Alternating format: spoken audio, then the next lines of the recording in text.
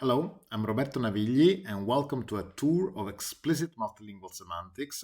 This is a joint tutorial with Virginia Bloschmi, Edoardo Barba and Simone Conia. We're all from the Sapienza University of Rome, while later Regina moved to Amazon Alexa. At the core of this tutorial lies the idea that a system can obtain a representation of meaning that is explicit and that is the result of processing input text in arbitrary languages in order to perform the so-called process of natural language understanding. And in this respect, we are aiming at performing an explicit understanding of meaning so as to produce a representation that is interpretable and readable, as we'll see later during the tutorial. Not only that, but we can also leverage this representation to later generate new text that expresses that meaning in a target language of interest. And so by multilingual semantics, we mean the area that aims at studying the process of constructing representations of meaning for natural language expressions. And by these, we mean different types of linguistic objects, such as words, sentences, fragments of texts, paragraphs, dialogues, and so on. And this discipline combines insights from areas that range from theoretical studies like formal semantics to computational linguistics, and also automated reasoning so as to be able to combine the various bits of information, items of knowledge, and produce new knowledge, infer new information, and so on. And because we mentioned that semantics will be multilingual, by this we mean that we aim to move from one language, which has historically been English, to tens, hundreds, and why not thousands of languages. So the ability to construct such representations starting from text written in any of these languages. Not only that, but also ideally we would like such representation of meaning to be as independent as possible from the source language that we input to the system. And so we start from a surface form, from a sequence of tokens, and ideally we would like the system to produce its underlying semantics in a formalism, a representation that is not necessarily bound to the source language. And we can illustrate this vision of multilingual semantics by means of an example. Here we have a sentence, the cook smelled the cake, and its translation into three other languages, Italian, French, and Chinese. And the idea is that different words or multi-word expressions that express the same meaning, like cook, cuoco, cuisinier, etc., they are all associated with the same concept from a given lexical semantic knowledge base.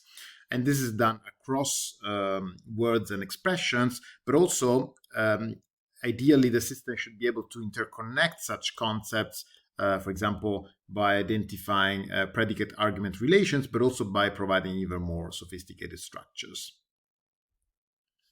And so, because this tutorial is focused on explicit natural language understanding, let's see the differences between implicit and explicit NLU. And so by implicit understanding of text, we mean the creation of a latent form representation of meaning that is most of the time disconnected from an explicit or grounded representation of meaning. And so this normally results in an effective but hard to interpret representation that can be tested extrinsically in downstream applications such as question answering, reading comprehension, RTE, and many other tasks. Explicit understanding instead aims at linking text, and so fragments of text, words, sentences, and so on, to lexical semantic knowledge resources.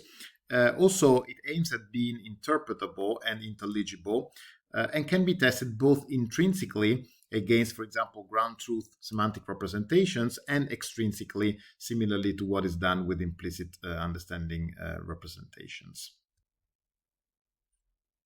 But why should we request a system to provide an explicit representation of meaning if deep learning approaches have already achieved considerable success in natural language processing, especially with the advent of pre-trained language models. This has led to considerable performance improvements in all tasks of NLP, ranging from autocorrection to machine translation, from virtual assistants to QA, text summarization, sentiment analysis, and market intelligence, just to mention a few. Well, the reason is that deeper semantics is clearly needed, in our opinion, for the next generation of intelligent applications. This is because such semantics can improve the ability to interpret the outputs of a system, to manipulate them so as to improve the representation and feed the system again with a better representation of meaning, work in the direction of make such systems accountable, scalable in the sense that it's easier if we can provide a language independent representation to move from one to many languages, but also thanks to the use of concepts to increase the generalization power of systems so as to encompass different expressions of the same meaning into the same pattern or cluster. And so if we look at this funny comic strip, we understand what we mean when a system just processes text tokens and doesn't really understand what is written in such text. And so repeat after me: I swear to tell the truth, I swear to smell the soup, the whole truth, the tall booth, and nothing but the truth, and nothing on the roof. Now, tell us in your own words what exactly happened. And so you see, the point is that this man unfortunately didn't understand a single word, but was able to kind of replicate, kind of repeat, or reprocess what was seen previously. And this is, in a sense, what much better deep learning systems do nowadays. In fact, if we look at some state-of-the-art systems like machine translation has shown considerable improvements and performance, and we now see very fluent translations of text. But if we use non-predominant meanings of words, we get some very weird translations. Like, for example, I stood by the bank looking at the ships. We get the Italian stavo vicino alla banca guardando le navi, where banca is the wrong translation of bank, because here we're not using the predominant meaning of bank, but the river meaning.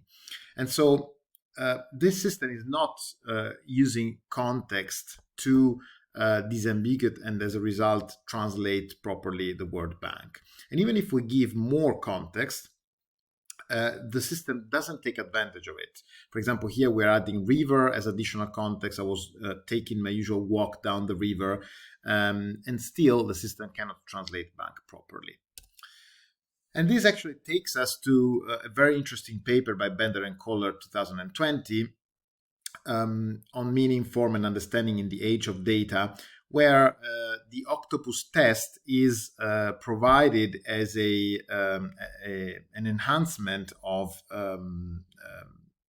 the Turing test, and the difficulty for a system that processes only linguistic forms, so only the surface representations of communication, in really understanding what humans say to each other. For example, here we have A and B, and A is in danger, and she or he says, all I have is a stick, what do I do? And if the octopus intercepts the communication, might generate text like, the bear is chasing me, which doesn't make any sense, or just put the stick on top of your head, which again doesn't help address the danger. And so this is what we mean when we say, let's work on explicit understanding and the communicative intents of language through the meaning relation that is conveyed in the communication. And so the goals of this tutorial are manifold. First of all, we want to provide the rationale behind explicit multilingual semantics. Then we aim at surveying the main techniques from the lexical to the sentence level. We also aim at demonstrating the current state of the art, which is quite mature compared to some years ago, and describe applications of explicit semantics, identify the key limits and challenges, and finally, we will outline future directions for the work to come. So the tutorial is organized as follows. We already gave an introduction, and now we're moving to the three main tasks: word sense disambiguation, semantic role labeling, and semantic parsing. There will be 2 breaks between the various tasks. And finally, I'll conclude the tutorial and give some final remarks. And importantly, we'll have a cross-task focus on 3 key dimensions: multilinguality, so as to show how these representations can be obtained from different languages; language independence, so as to aim for such representations to be independent of the source language; and finally, connectedness, so how can we relate meanings at different levels in order to create more sophisticated representations, but also to manipulate and combine them. So now I'll leave the floor to Eduardo for the first part, word sense disambiguation. Thanks. So, hi everyone, I am Edoardo Barba, and I'm a PhD student in the Sapienza NLP group led by Professor Roberto Navigli. I will be the presenter of the first part of this tutorial, that is on word sense disambiguation. Here you can see an outline of the topics that will be covered in this part, and basically in the next 40 minutes we will introduce the task, talk about the available resources. Then we will introduce the main approaches for word sense disambiguation and its challenges. So we will explain why word sense disambiguation cannot be tackled as a simple classification problem. Then we will proceed by describing the state of the art approaches at the moment, and we will finish by enumerating the possible application of word sense disambiguation, its open problems, and some direction for future work. So let's start by defining the task. Word sense disambiguation is the ability to identify the meaning of words in context in a computational manner. So even if this definition is quite clear, let's make it more clear with an example. So in this sentence, a mouse takes much more space than a trackball. Let's say that we want to know the meaning of the word mouse, which in general may assume different senses depending on the context. For example, it can mean a small rodent, an end-operated electronic device, but even a person who is quiet.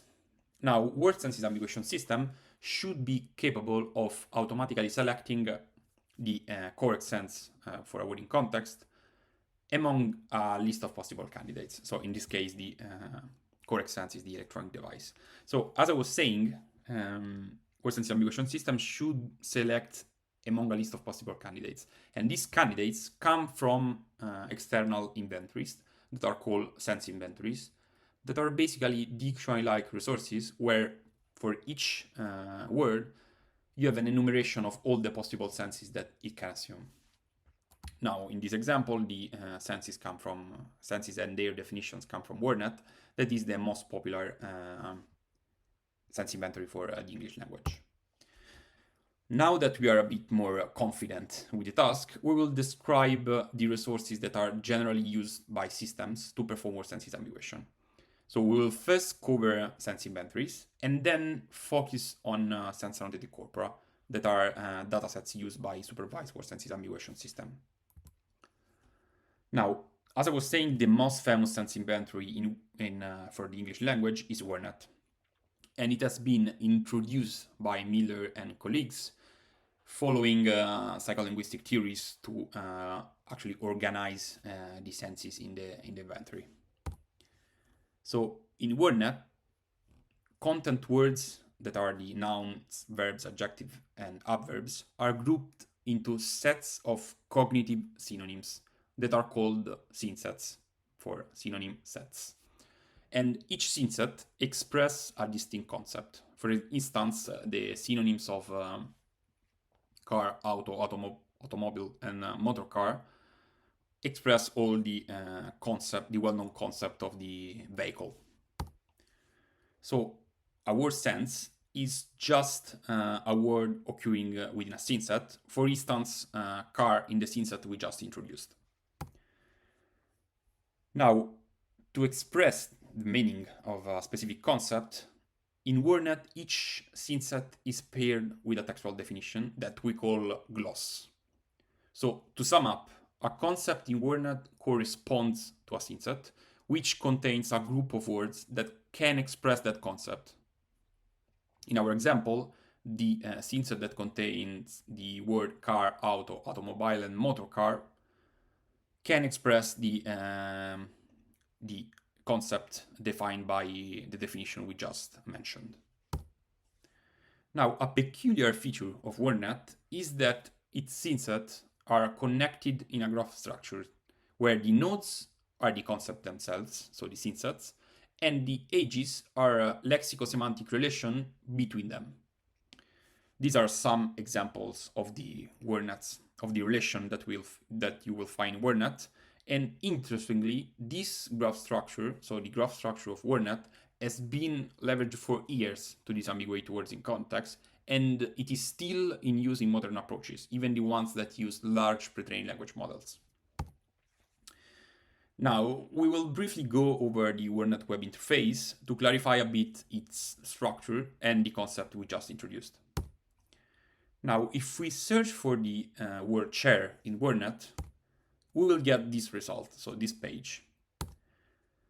So these two bullet points represent the synsets containing the word chair. As we said before, this means that these two concepts can be expressed with the word chair.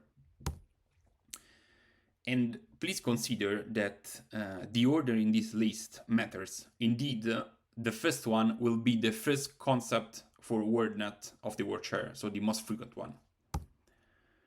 Now, as you can see, the second synset can be expressed by two different words that are professorship and chair. And we have a definition for that synset, that is the position of professor.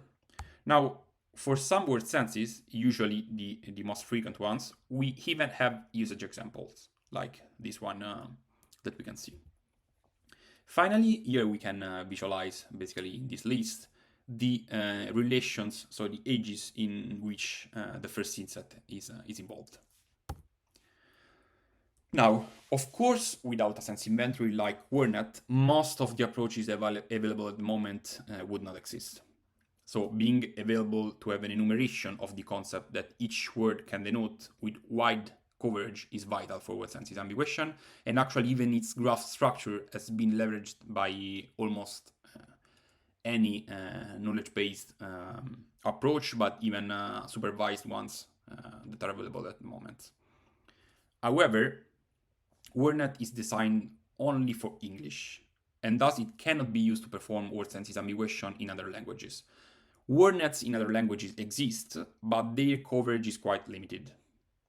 And finally, the last limit of WordNet is that it contains only dictionary content.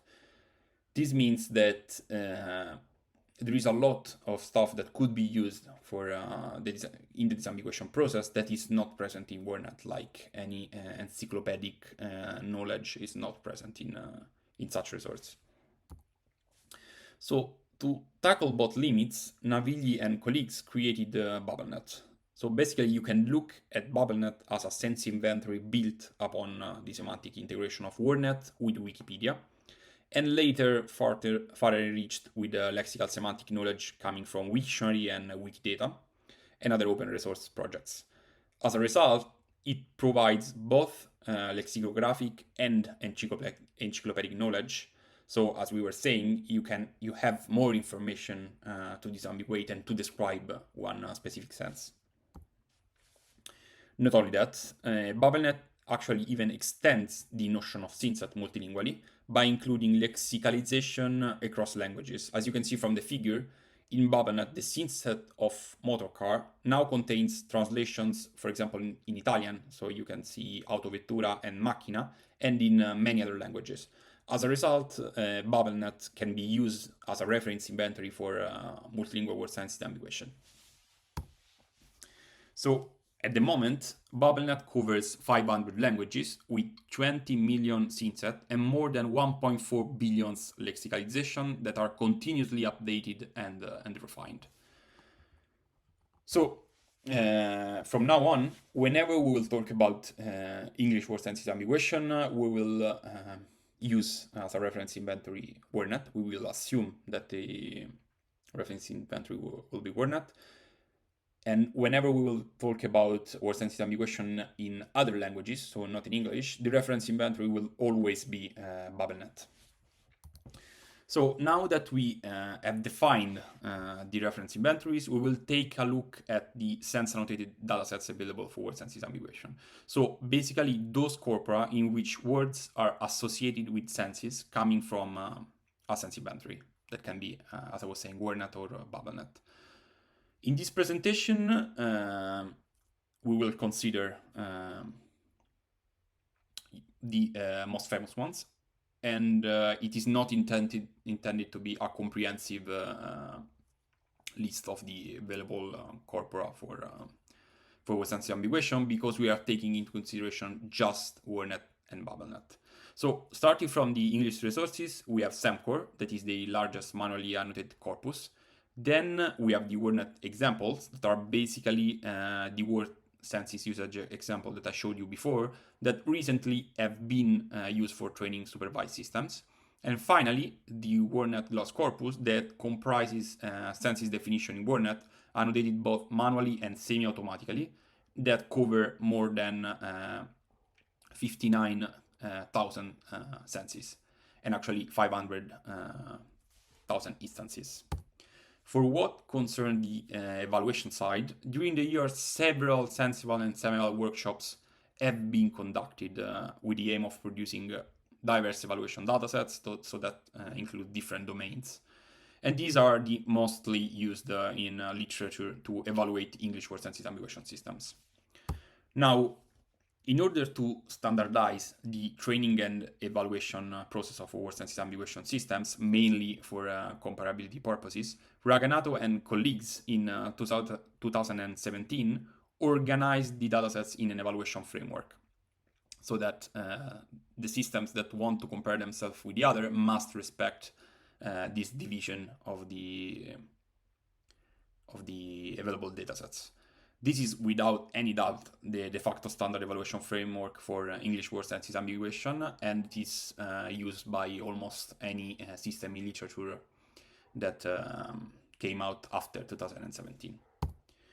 Now, actually, the framework has been recently expanded and revised by Maru and colleagues in 2022. However, since this work is very recent and all the system presented in this work will be basically trained and tested using the previous framework and not this one. Now, for what concerns the other languages, looking at the resources available for English, it should come it will be not a surprise that most used datasets for training are all automatically created. And we will see better in detail in the part on word sense disambiguation challenges why it is so difficult to acquire data for word sense disambiguation. These that you see here are the most used word sense disambiguation datasets for other languages. And as I was saying, they are all silver standard datasets. Instead, several efforts have been made to create gold standard datasets for the evaluation of systems performing word sense disambiguation, and this is because usually they are much smaller than training corpora. And here you can see that there are two available datasets that come from several workshops of 2013 and 2015, but actually there is even an evaluation framework proposed by Pasini and colleagues in 2021 that gathers several resources for 18 languages. So now that we have in mind the available resources for the word sense disambiguation task, we are going to take a look at the main approaches that have been used for WSD during these years. They are usually divided in two different categories: the purely data-driven, that are the supervised ones, so the ones that use sense annotated corpora like SEMCOR to fit a parameterized mapping function that goes from words in context to senses in a reference inventory.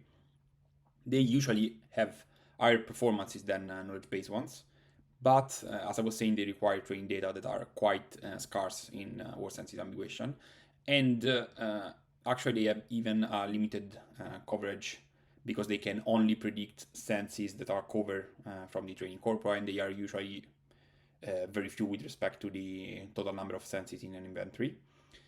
On the contrary, knowledge-based ones are perform slightly worse than supervised approaches, but don't need training data and have a high coverage, so they basically can predict any scene set in the inventory. Now we'll start with knowledge-based ones, describing two systems. And a very representative example is the approach of Aguirre and colleagues from 2014 that disambiguates the words in a sentence by producing a probability distribution over the possible senses by using a random walk, actually a personalized page rank, on the WordNet graph that starts from the words in the sentence that are connected with the possible senses that they can assume in the WordNet graph. Then basically the system output a probability distribution that is given from the personalized PageRank algorithm. So please take into account that these kind of approaches do not require training data and thus can scale seamlessly on any language for which we have lexicalization coverage. So for which we know how to relate words to the concepts that they can assume in a specific language. Now, a more recent knowledge-based approach is that of Scott Safov and colleagues from 2020 that precomputes vector for senses in WordNet using the personalized PageRank at precomputation time over WordNet and SyntagNet ages. Now, SyntagNet is a resource providing manually curated relation between synsets with senses form collocation that is quite an orthogonal information with respect to the WordNet structure of ages and relations. So basically, given a word to disambiguate, the system, this approach take the possible vectors of the synsets that each word can assume, and using a weighted average mapping function, they basically select the most probable synset for the word in context. Again, this approach is completely, they don't use any training data, so it can be used, it can scale to other languages. It's not only for English, and indeed in their work they show that they have even good performances for other languages. Interestingly, in this work, Scott Safov and colleagues highlighted that with more ages and hence with more relational information comes better performances. So when they use only the WordNet graph, they achieve worse performances with respect to when they use both WordNet and SyntagNet. So this is interesting as if we continue to gather information for knowledge-based approaches, relational information, we may end up having better systems, but we still don't know if this approach can or cannot scale. Now, for what concern the data-driven approaches instead, with the advent of large pre-trained language models, the most simple architecture are the ones you can see in this figure. So where a transformer-based architecture is paired with a classification head on the whole output vocabulary, and it is tuned on a training corpus like SEMCOR. So basically you get the contextualized word representations from a large pre-trained language model, and you simply project these representations on the output vocabulary with a feed-forward neural networks.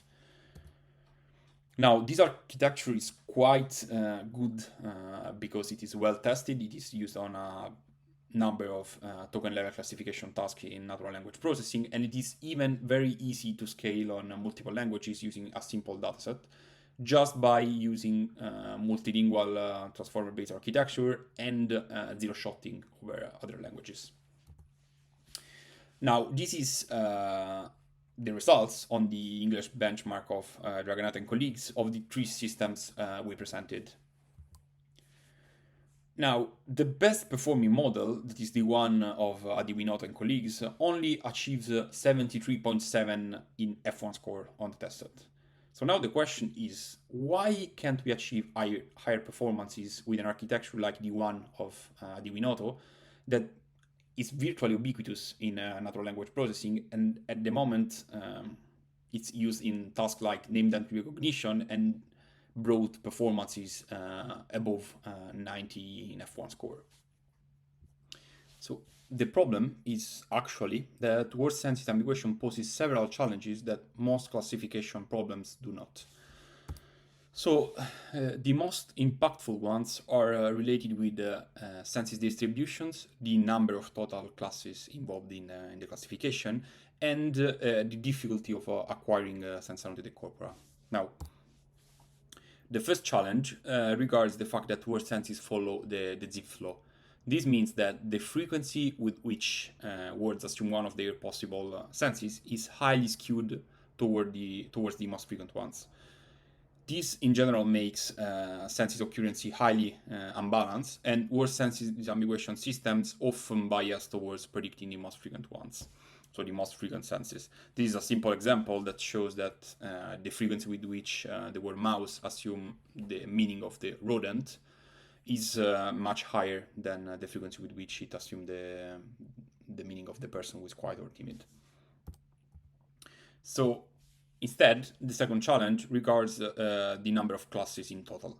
So since we need one class for each concept for each sense of each possible word, depending on the sense inventory of choice, we may end up having hundreds of thousands of possible classes. For example, if we use WordNet as a reference, we can see that the number of total scene sets and so of classes needed is almost 120,000 scene sets, so classes. And moreover, SEMCore, that is the largest manual annotated corpus, only cover almost the 20% of the total senses in WordNet.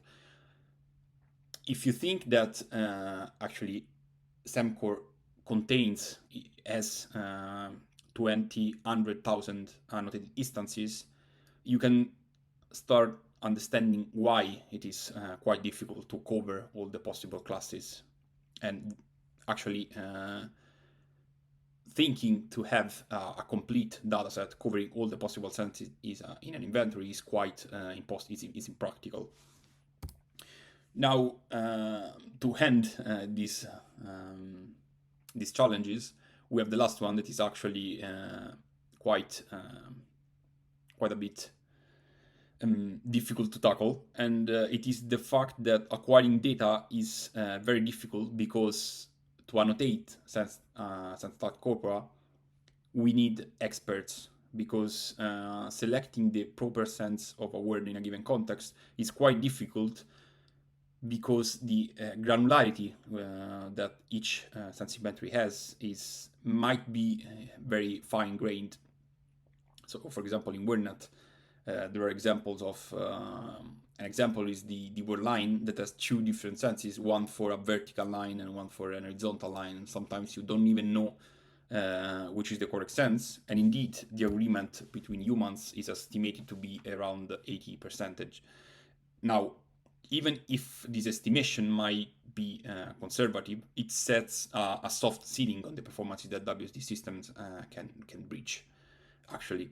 Now, having these three challenges in mind, we might understand why we have to tackle word sense disambiguation with a data scarce setting in mind, especially for what concerns the class coverage, so the senses coverage in an annotated dataset. So now that we described the word sense disambiguation challenges, we are going to present the recent systems that tackle these challenges following a new approach that we call hybrid. So before we saw that purely data-driven systems performs better than knowledge-based ones, but are incapable of predicting senses that were not present in the training corpus, and suffer from the high imbalance of sense frequency present in the training corpora. To solve this issue, recent approaches started to augment the supervised model capabilities with knowledge coming from the sense inventories, like for example the usage of synthesis definitions, but even relations. So these approaches that we call hybrid perform better than supervised models, can scale on unseen words and senses, and they even show up better data efficiency because they are way better in generalizing across the corpora. And finally, we can still use and exploit multilingual models for multilingual word sense disambiguation because we are still in the period-driven setting and we can use transformer-based architectures. So one of the most famous hybrid approach leveraging definitions has been presented by Blevins and colleagues in 2020 and consists of a B-encoder architecture that where basically a transformer encode a word in a specific context. So in this example, the transformer-based architecture encode the word suit in the sentence, I've got an ace in the same suit. And another transformer model encodes the definition of the synset that word can assume. Then, during training, the dot product of the correct definition and the word in context, so of their vectors, is maximized, while the dot product with the wrong definitions, so with the vector of the wrong definitions, is minimized. So that at prediction time, the disambiguation happens using a simple nearest neighbors approach search between the word vectors, the word vector, and the vectors of the definitions that word can assume. Now, not only this formulation can generalize over unseen senses because we don't have a representation of the senses that is based solely on the training corpus, because we actually can generalize using the transformer architecture and the definitions of the sense inventory, but it even showed to better counterbalance the skewness towards the most frequent senses. Now, another source of information coming from WordNet that has been used to improve performances in the relation is the relational knowledge. So the knowledge coming from the relations. We have seen that some knowledge-based approaches use that type of information to perform the disambiguation without any additional training dataset, but Bevilacqua and colleagues actually integrated it in a supervised systems using the ages in WordNet to build an adjacency matrix that aggregates the pre-softmax scores over the WordNet ages. And it showed actually pretty good performances. Another approach that uses relation is that of Konya and colleagues from 2021 that instead basically replace the whole adjacency matrix multiplication with a binary cross-entropy loss where all senses related to the God one are also considered as positive signals during the training. Of course, at prediction time, only the possible senses for each word are considered for the classification. Now, the approaches that detain the state of the art are the ones using definitions. Specifically, last year, we presented a new formulation of the word sense disambiguation task that we called extracted sense comprehension. So in our formulation, a system that we call Escher receives in input a word in a context sentence, along with all the definitions of the synset that it may assume. And then the model is tasked to extract the span containing the correct definition. In this way, the system can contextualize all the information together, both the input sentence and all the candidate glosses. So in ESC, we showed how the contextualization capabilities of transformer-based architecture can be used not only to model words in context, but even to relate different definitions of the same word. However, we were working under the constraining assumption that each word was disambiguated without taking into account the explicit disambiguation of the other words in the sentence. So without looking at the definition of the already disambiguated instances. So to solve this issue, we proposed CONSEC. that stands for continuous tense comprehension. And in the concept disambiguation process, we establish a disambiguation order that depends on the polysemy of the words. So the less polysemous words are disambiguated first, and then each subsequent disambiguation has access to the definitions of the already disambiguated synsets. So this is an overview of the performances on the English benchmark. All of them are come from systems that we present in this part of the tutorial. As you can see, the hybrid approaches are the best performing ones, especially the one taking advantage of definitions. And another interesting aspect is that we reach the performances that are higher than the estimated agreement between humans. As I was saying earlier, this is a soft ceiling because it is most probably a very conservative estimation of the agreement. Now, we can even see that on the multilingual benchmark, state-of-the-art systems perform comparably to English for what concerns resource-rich languages such as French, German, and Italian, but are far from the performances on English for what concern instead distant languages like Japanese and Estonian, for which we don't have rich inventories and high quality annotated corpus. So as a little bonus in this presentation, if you want to take a quick interactive tour over the prediction of our Sense Disambiguation system, you can use the demo realized by Orlando and colleagues in 2021, and you can find it in the link in the slides. So now let's discuss a bit the possible applications of word sense disambiguation. It actually is a debated topic in the area. So one of the most obvious ones is machine translation. Indeed, lexical ambiguity is a key challenge of the task, and Campolungo and colleagues recently proposed a benchmark called DBMT that shows the bias of machine translation systems, even commercial one, in translating words that assume one of their least frequent senses with translation that instead belong to their most frequent ones. So as you can see in the example, both Google Translate and DeepL, that are basically the best commercial systems for machine translation, cannot correctly translate the word head, since the output translation for it's the one for its most frequent sense in Italian, that is testa. So in the very same work, they showed that Escher, the one of the state-of-the-art systems that we presented before, achieves much better performances in disambiguating the words in context. And so we strongly believe that, and actually some works are already use word sense disambiguation information coming from word sense disambiguation system to lessen the burden of the bias of the most fluent senses. So more in general, whenever there is the possibility of a disambiguation bias, usually word sense disambiguation system should be used to enrich the information coming in input from a system, for example, in this case, a machine translation system one.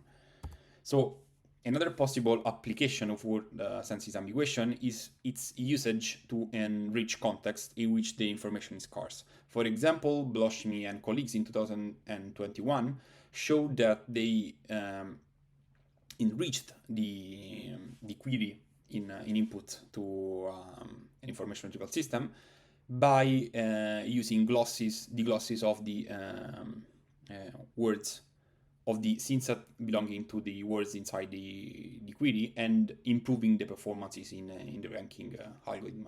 So even this is basically the exact same concept in which word sense disambiguation system should be used to enrich contexts that lack information, and for which the specific usage of a disambiguation system might improve the performances. Now, there are a lot of open problems with word sense disambiguation. You may not have been noticing them since the start of this presentation. But I mean, the first one for sure is the applicability of word sense disambiguation. I mean, we were saying that we would like to apply it in several contexts, but actually to apply a pipeline for word sense disambiguation, you need a lot of the resources. So the first one is, of course, the concept coverage. So a sense inventory that contains the concept to which we want to link the words. But actually, the real problem is the lexicalization coverage. So even if we have a repository with all the abstract meaning that serves as a target for the disambiguation, we still need to know which are the words in a given language that can express that concept. While in resource-rich languages like European ones, we have this kind of knowledge, even if this is not true for languages. In other poor resource languages, we are very far from having a coverage that makes it possible to use our sense disambiguation system.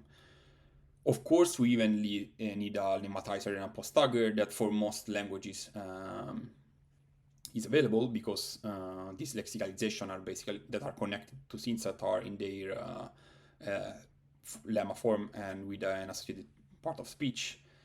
But another huge requirement of word sense disambiguation is the fact that the input should be performated in a way that tells us which are the span of text that we want to disambiguate. So in a sentence that involves a multi-word like bus driver, we need to know that we have to disambiguate the word bus and driver together, because they have specific sense for when processed together.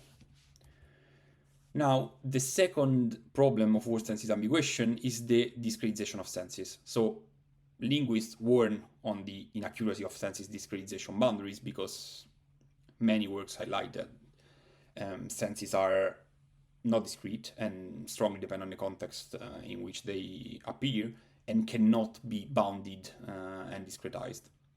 So a recent work by Bevilacqua and colleagues of 2020 proposed to directly produce definitions for word in context. So to not be bound by a sense inventory, but to produce a definition for a word in context using sequence-to-sequence, a pretrained language model like an encoder-decoder architecture, actually like BART, to directly produce the definition. Now, this solves some problem, that is the discretization of senses, but still for evaluation and indexing. So if we want classes in a classification problem, so we intend word sense disambiguation as a classification problem because we need discrete senses, this is not the answer, because producing definitions does not mean that we have discrete senses. They are just definition in natural language that have to be mapped in some way back to our reference inventory in order to have discrete classes. Now, to me, the biggest problem of word sense disambiguation at the moment is the evaluation. So, as we were saying before, the granularity in sense inventories is very high, especially in inventories like WordNet, where I was making examples of the word line having two different senses for the vertical line and the horizontal line. And so standard classification metrics like the F1 score does not capture this complexity and granularity. Furthermore, we still don't have any way of evaluating systems like the one I presented before that is called generationary, because we don't have a downstream application, a clear downstream application for word sense disambiguation. So if we had our clear downstream application, we could evaluate the performances of word sense disambiguation systems using as an in vivo experiment the downstream application. But the fact is that word sense disambiguation at the moment lack the killer application for its annotations. So to finish, we will now talk a bit about the future work directions. So most of the work in word sense disambiguation focuses only on English. So there is a huge lack of high quality lexicalization for languages that are not English, that impairs both evaluation and the final performances of multilingual systems. As you were seeing before, there were languages in which word sense disambiguation was performing better than in English, like German, but this is not comparable because in sense inventories that are not born yet, the polysemy rate of word is much less than in English, not because words are less polysemous in the other languages, but because we lack lexicalizations. So this is impairing a lot of stuff. So not only the evaluation of multilingual systems, but even their applicability in general. So the second thing is the EV requirements. So the pipeline that you have to run before Sense Disambiguation that I was telling you before. And to me, one of the most interesting research question is whether or not we can remove this pipeline and perform Sense Disambiguation as a normal token level classification task like name identity recognition is.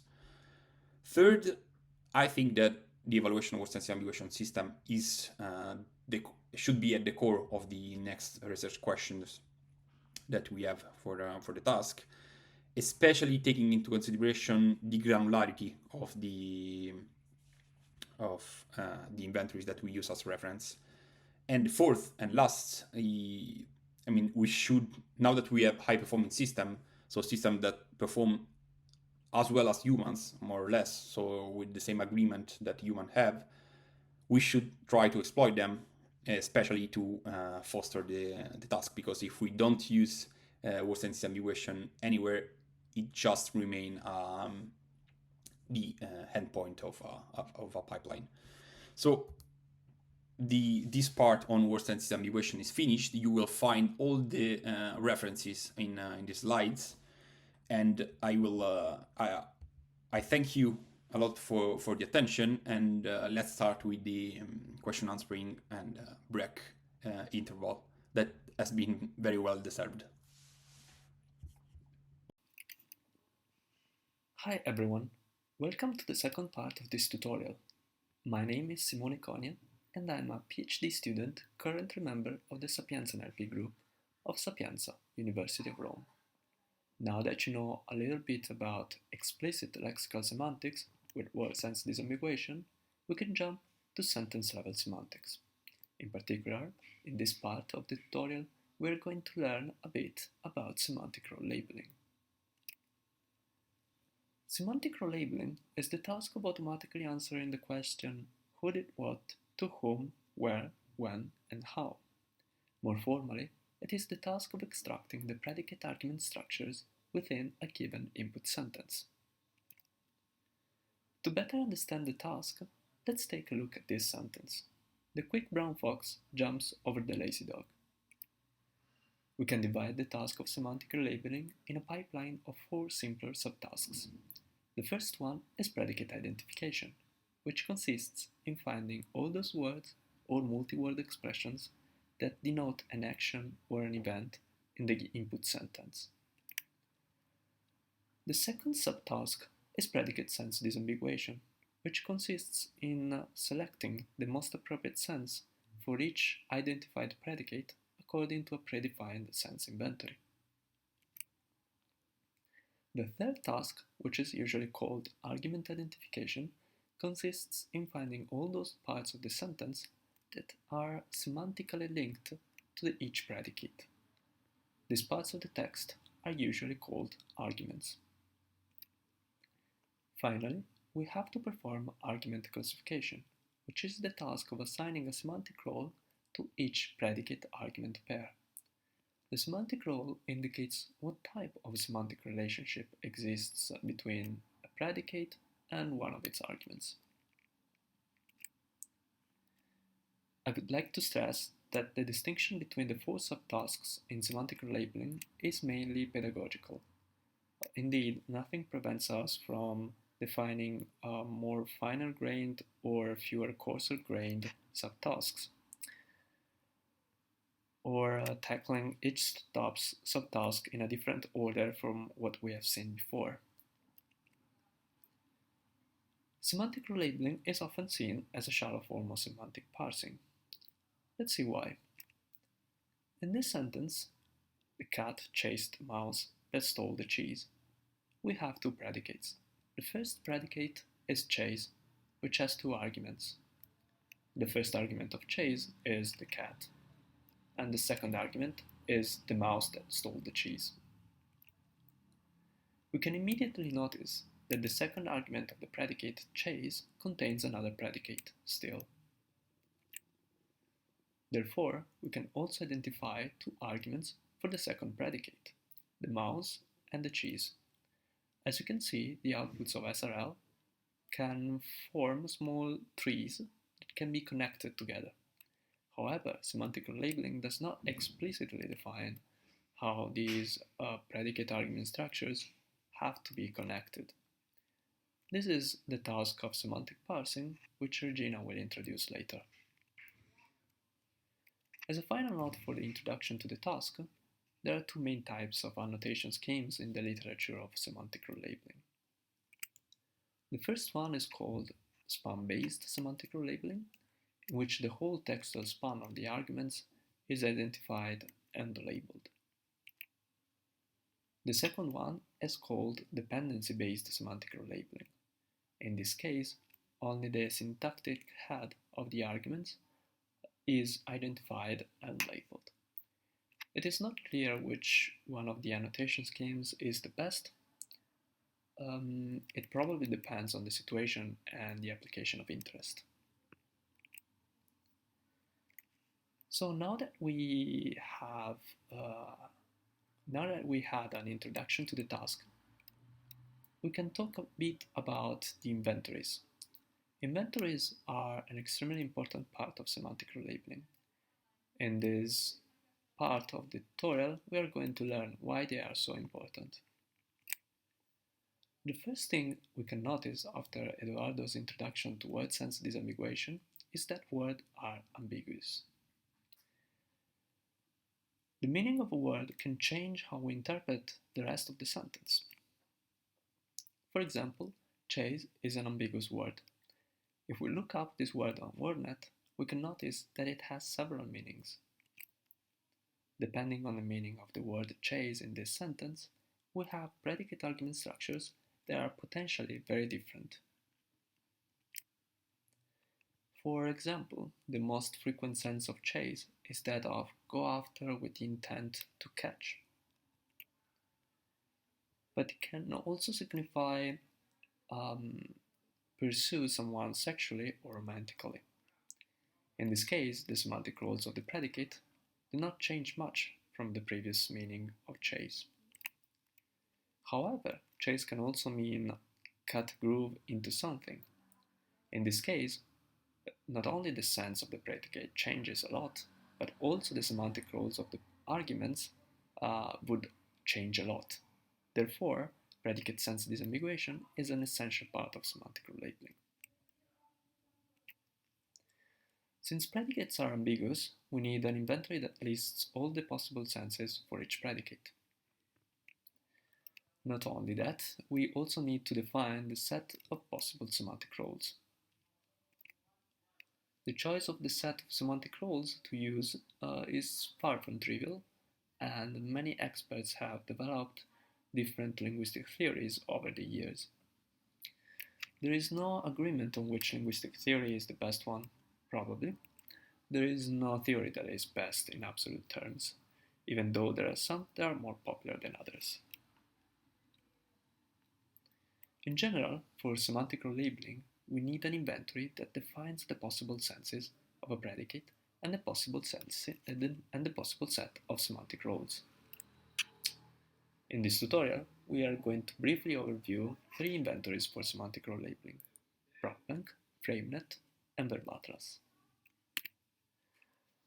So let's start from the first one, PropBank, which is one of the most popular inventories for semantic role labeling. PropBank defines the sense of each predicate in an enumerative way for each lemma. PropBank also defines a set of possible semantic roles that go from arg0 to arg1, plus a few general roles like a role for time and a role for instrument or a role for location. Let's take a closer look at PropBank and compare it with WordNet. As we can see, PropBank is generally coarser-grained compared to WordNet.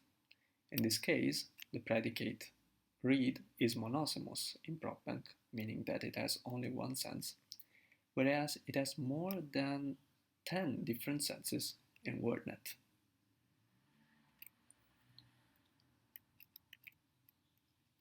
As we mentioned, the core roles range from arg0 to arg5. The arg0 role usually stands for proto-agent, while the arg1 role usually stands for proto-patient. The roles from arg2 to arg5 are sense-specific, meaning that they have different functions depending on the sense of the predicate. One of the nice things of PropBank is that it is still maintained and developed after 20 years. It is one of the most mature and developer-friendly resources for semantic role labeling. And over the years, they have expanded coverage for verbal predicate, but also extended the resource to include nominal, adjectival, and adverbial predicates. So they also added more examples in which they explain how some predicates have to be tagged, and more datasets are tagged with PropBank annotations. However, using PropBank for other languages is not trivial. Other languages, I mean languages other than English. One option could be to use the English PropBank as is for the other languages. But the English PropBank was created for English and it is not able to fit every language. Another option would be to create language-specific PropBanks, but this requires years of time and effort for each and every language. Now let's talk instead about FrameNet, which is one of the most complex resources for frame semantics. The authors of FrameNet took a very different approach to the problem with respect to PropBank. Predicate senses are grouped in coarse-grained semantic classes called frames. Each frame features a set of semantic roles, which are called frame elements. If we take a closer look at FrameNet, we will notice that it is a very complex resource with a lot of information. Perhaps FrameNet is one of the most underused resources for semantic role labeling. Each frame contains a set of so-called lexical units and their definitions. The frame elements are divided in core and non-core, similar to the semantic roles in PropBank. However, this is just the surface of FrameNet. I strongly invite you to check out FrameNet because it is a very complex resource. Finally, let's take a look at VerbaTlas. VerbaTlas is a recent resource that tries to simplify some things while also achieving large coverage of predicate senses. For predicate senses, VerbaTlas takes inspiration from FrameNet and uses coarse-grained semantic classes. Instead, for its semantic roles, VerbaTlas takes inspiration from another resource called VerbNet and uses general cross-frame roles shared by all frames.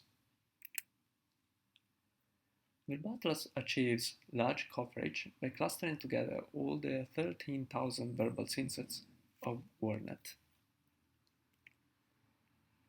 In this way, each synset belongs to the same frame of other synsets that express similar scenes and participants. For example, here we have a clustering of some synsets, like those used to express eating, biting, consuming food, dining out, having lunch or having dinner, ingesting, and so on. They are all clustered into a single frame called eat-bite. As mentioned before, Verbatlas takes its semantic roles from a subset of those available in VerbNet. Each frame in Verbatlas has its own prototypical argument structure, which is a subset of all the possible semantic roles. One of the important things to note here is that each semantic role preserves its function across different frames, as opposed to what happens in the core roles of PropBank and FrameNet, which are sense-specific or frame-specific. Since WordNet is included in BabelNet, which is a multilingual semantic network which expands the synset model to the multilingual setting, Verbatlas is easier to use and scale across languages with respect to PropBank and FrameNet. Now, let's briefly go over some resources that can be used for semantic role labeling. Let's start from the most commonly used resources for PropBank-style semantic role labeling. For dependency-based semantic role labeling, we have the Connell 2009 dataset, which was proposed and released for the Connell 2009 shared task. Currently, it is the largest multilingual code dataset for semantic role labeling, and it includes 6 languages. Actually, in its original release, it included 7 languages, but Japanese is no longer available due to copyright issues. For span-based semantic role labeling, we have Connell 2005 and Connell 2012, also known as a subset of Ontonotes. The Connell 2012 dataset wasn't originally intended for a semantic role labeling, but it contains gold semantic role labeling annotations, therefore the community has used it for semantic role labeling. Over the years, researchers have produced high-quality silver datasets for semantic role labeling in other languages, including XSRL, which is an extension of Connell 2009. It takes the English version of Connell 2009 and uses machine translation and projection annotation techniques to create equivalent versions in Spanish, French, and German. We also have Universal PropBank, which was recently updated to its second major version. And Universal PropBank uses the English PropBank to provide silver quality datasets for 22 languages other than English. For FrameNet, the most popular datasets are called FrameNet 1.5 and 1.7, which are named like this after the release of FrameNet that included them.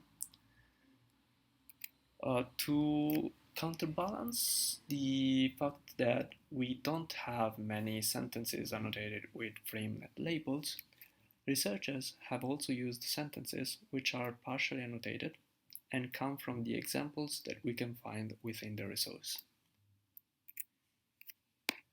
Finally, for Verbatlas, we have some remappings of Connell 2009 and Connell 2012. These remappings are created using starting from a dataset, Connell 2009, and all the labels have been remapped from the English PropBank to Verbatlas. Moreover, we have 2 recently proposed datasets. One is R2VQ, which focuses on the cooking domain. It contains 1,000 recipes that have been manually annotated with many annotation layers, and one of them is semantic role labeling. We also have United SRL, which is a parallel gold benchmark for 4 languages: English, French, Spanish, and Chinese. United SRL also provides small training sets, especially for English and Chinese. Now it is time to review some of the recent approaches that have been proposed in the field of semantic role labeling. We will take a look at the following approaches. The first one proposed by Marchegiani et al. In 2017, which is called a simple and accurate syntax-agnostic neural model for dependency-based semantic role labeling. The second one, proposed by Tsai et al. In 2018, a full end-to-end semantic role labeling, syntactic agnostic over syntactic aware. Then we will go over the method proposed by He et al. In 2019, syntax-aware multilingual semantic role labeling. And finally, we will review two of our works, which are Bridging the Gap in Multilingual Semantic Role Labeling, a language-agnostic approach, and Unifying Cross-Lingual Semantic Role Labeling with Heterogeneous Linguistic Resources. The first one is a simple and accurate syntax-agnostic neural model for dependency-based semantic role labeling, proposed by Marchegiani et al. In 2017, for problem-based semantic role labeling. The core architecture is quite simple, and it is mainly composed of a stack of bi-LSTM layers. At the time of publishing, the model achieved very competitive results with respect to the state-of-the-art of that time. However, the importance of this work mainly lies in the fact that it achieved very good results without using syntactic features or complex feature engineering, like previous work. And this opened the door to more work in semantic role labeling that did not use syntactic features.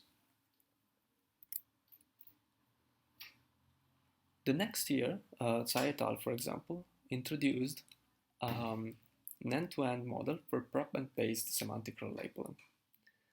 They made another step forward by jointly modeling predicate sense information and argument labels without using syntax.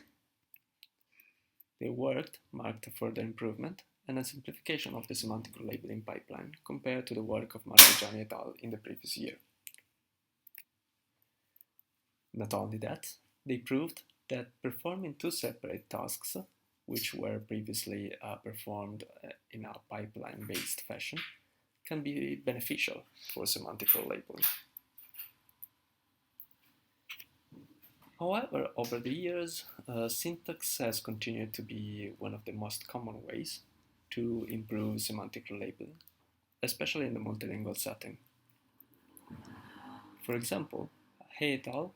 Demonstrated in 2019 that syntax could be used to devise pruning strategies that effectively reduce the number of possible arguments.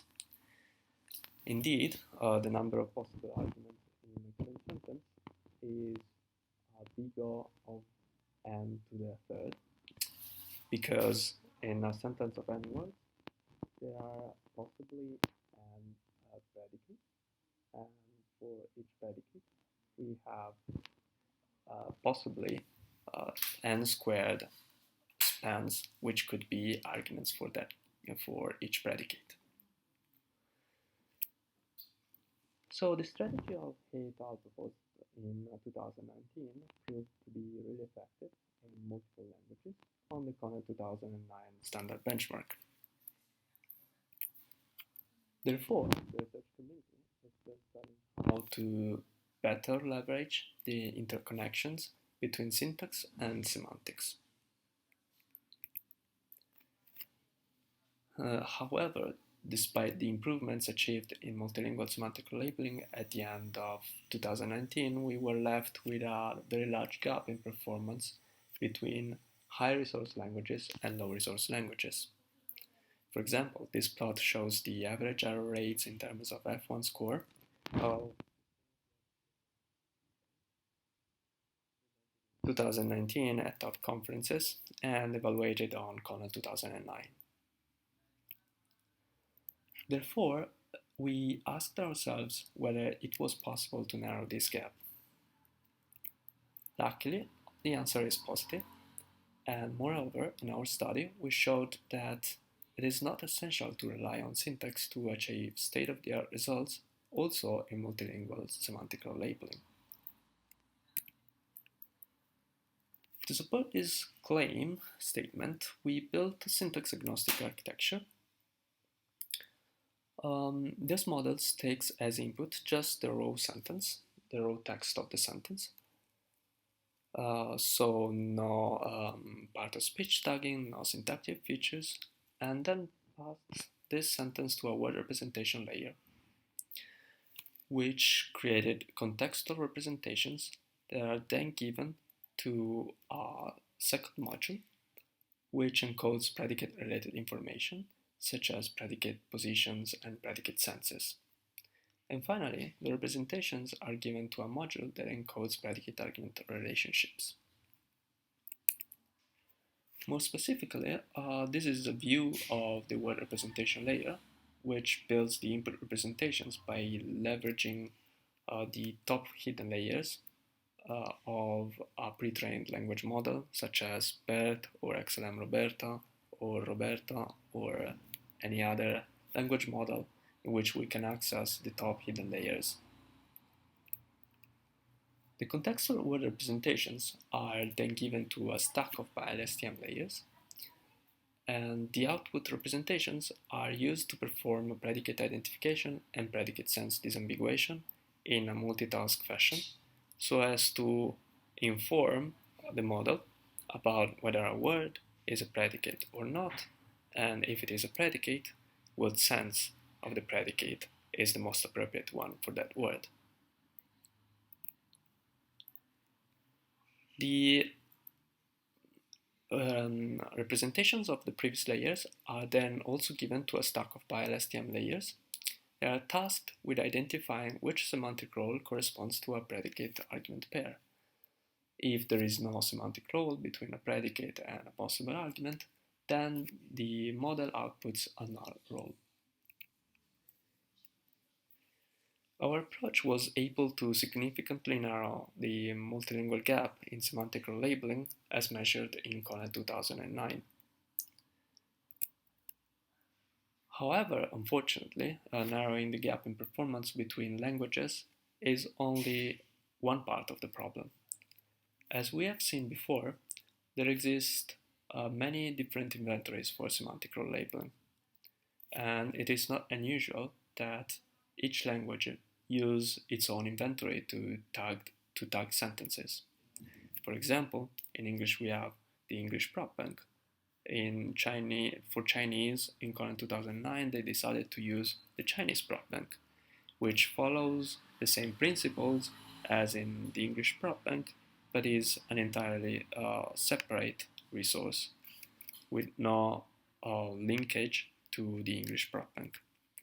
For Spanish, we have Ancora. For Catalan, we also have Ancora.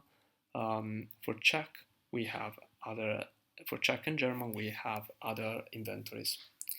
So the use of different inventories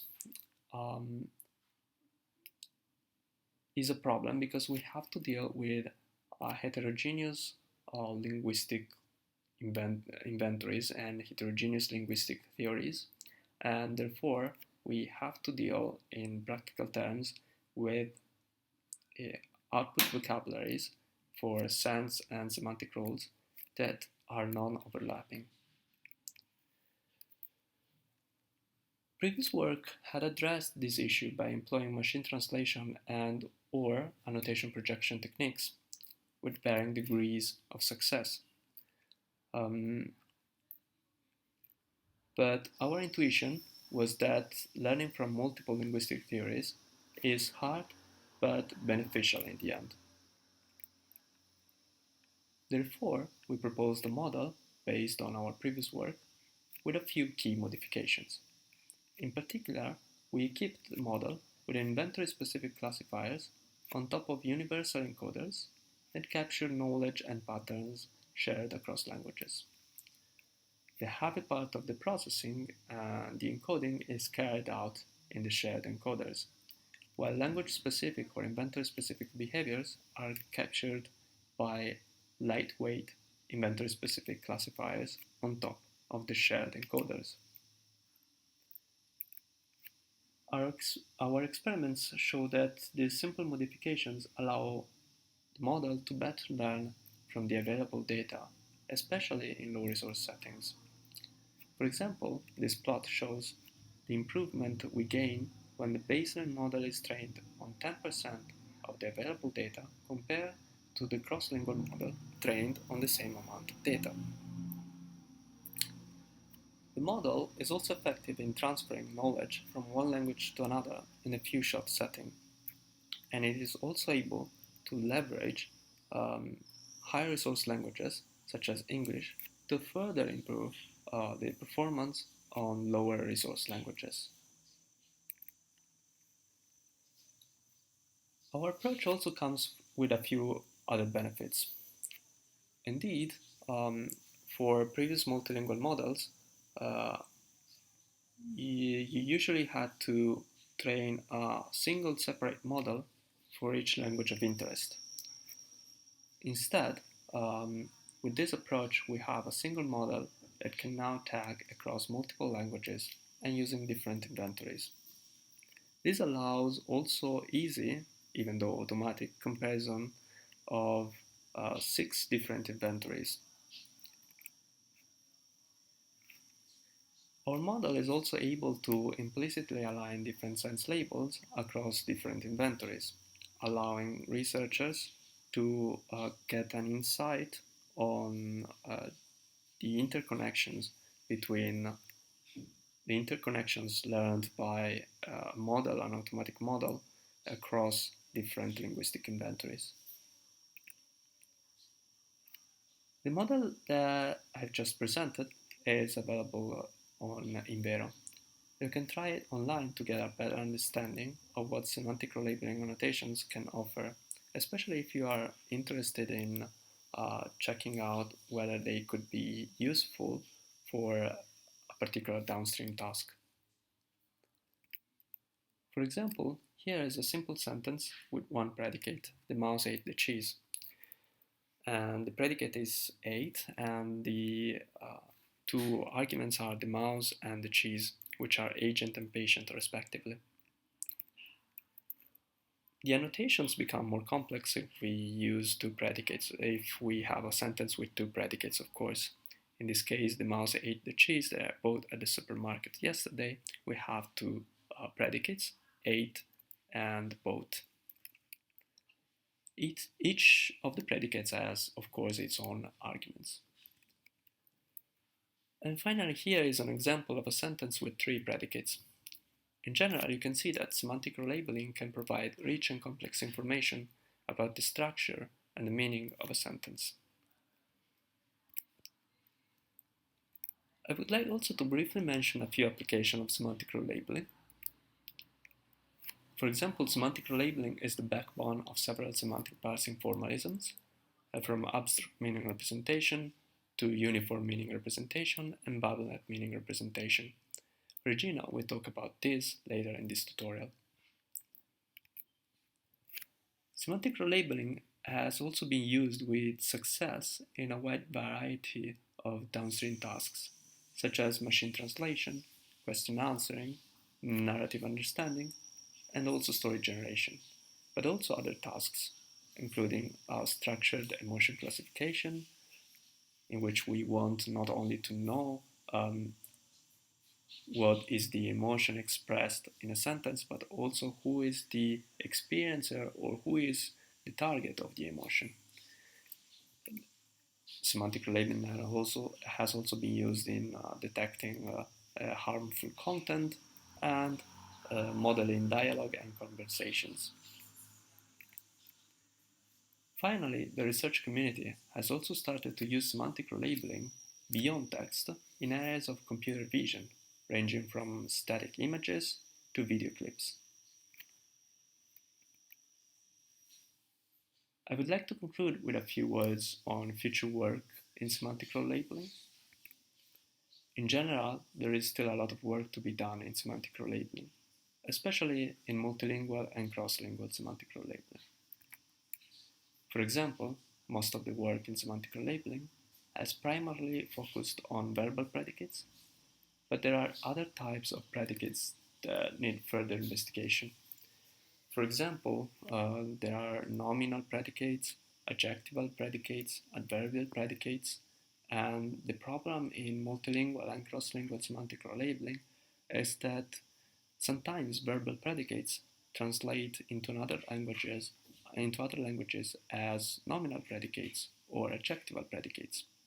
So this makes the issue a lot more complex.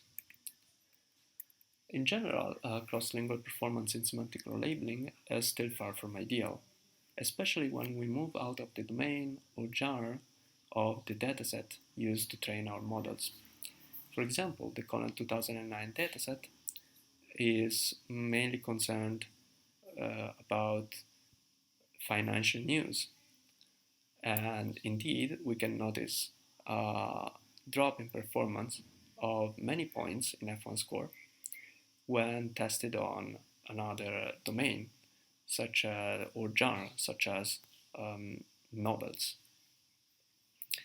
This issue is more evident when we also change language beyond domain or genre.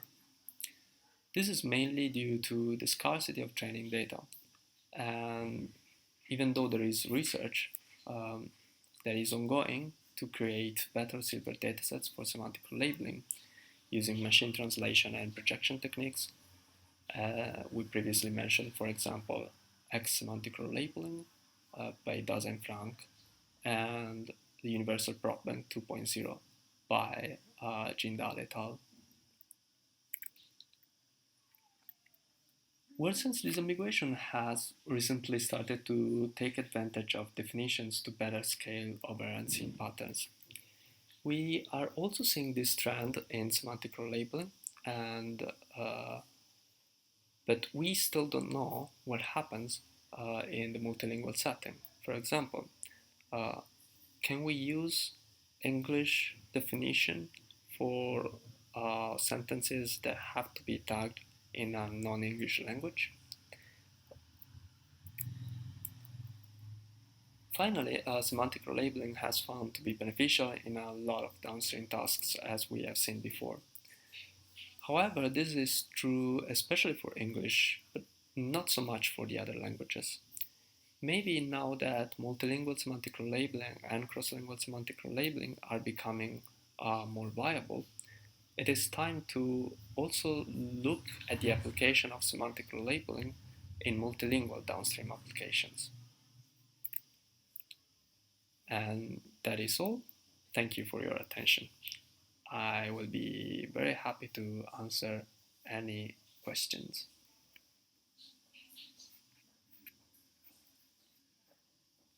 And in this part of the tutorial, I'll bring the discussion to a higher level of semantic abstraction, semantic parsing.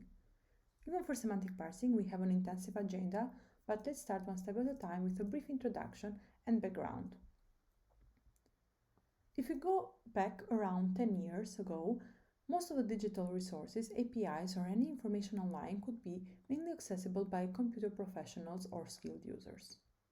Nowadays, technology is making a lot of progress aiming to enable interfacing with computers through natural language.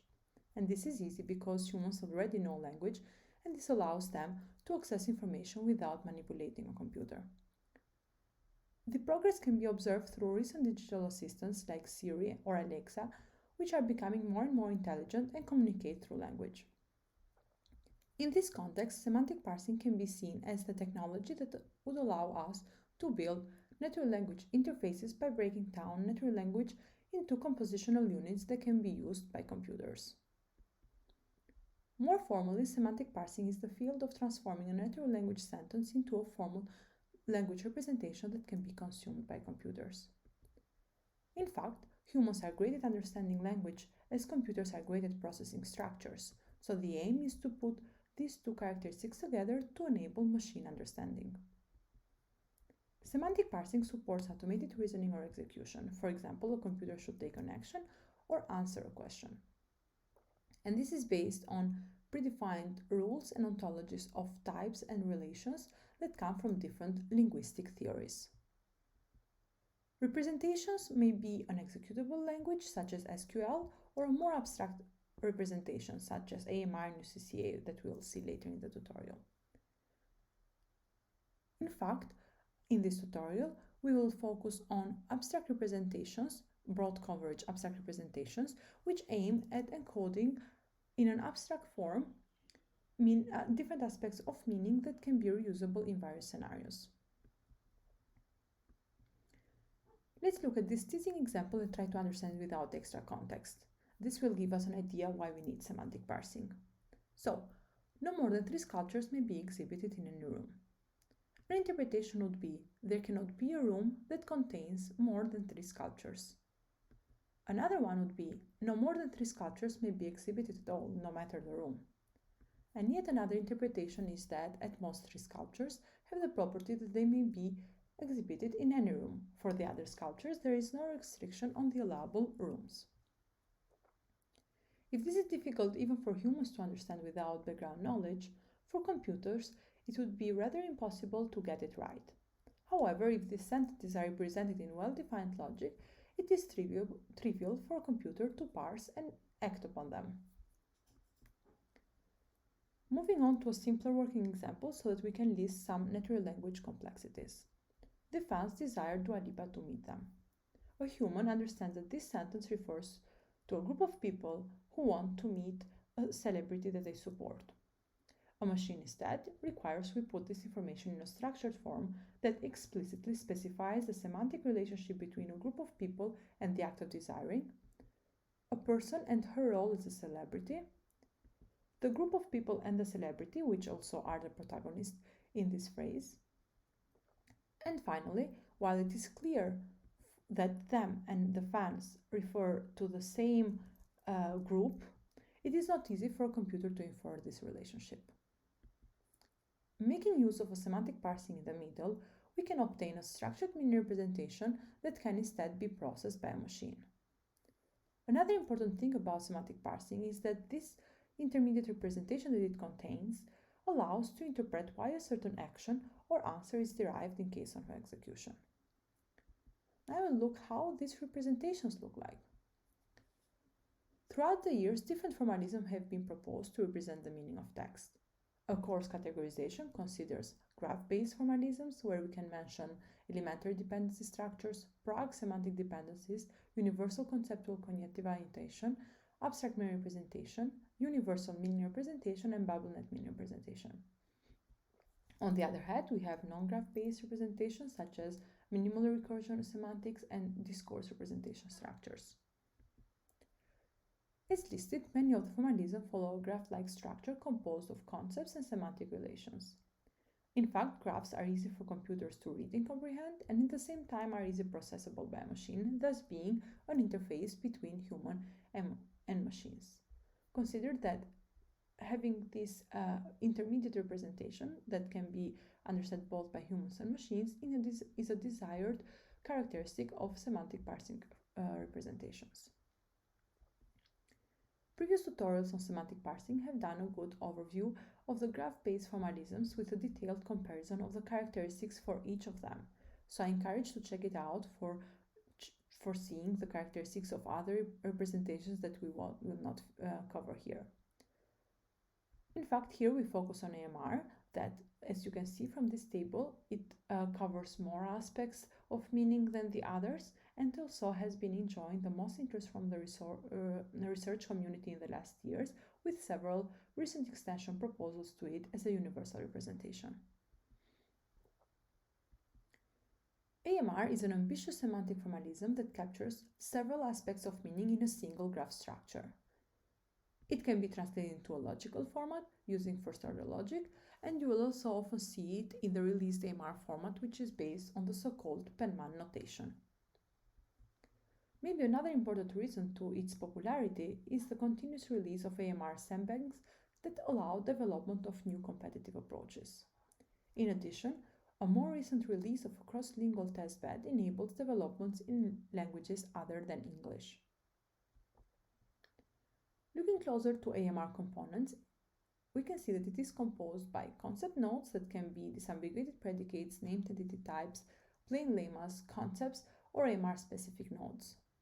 Edges instead are semantic relations such as participant roles or other AMR-specific relations.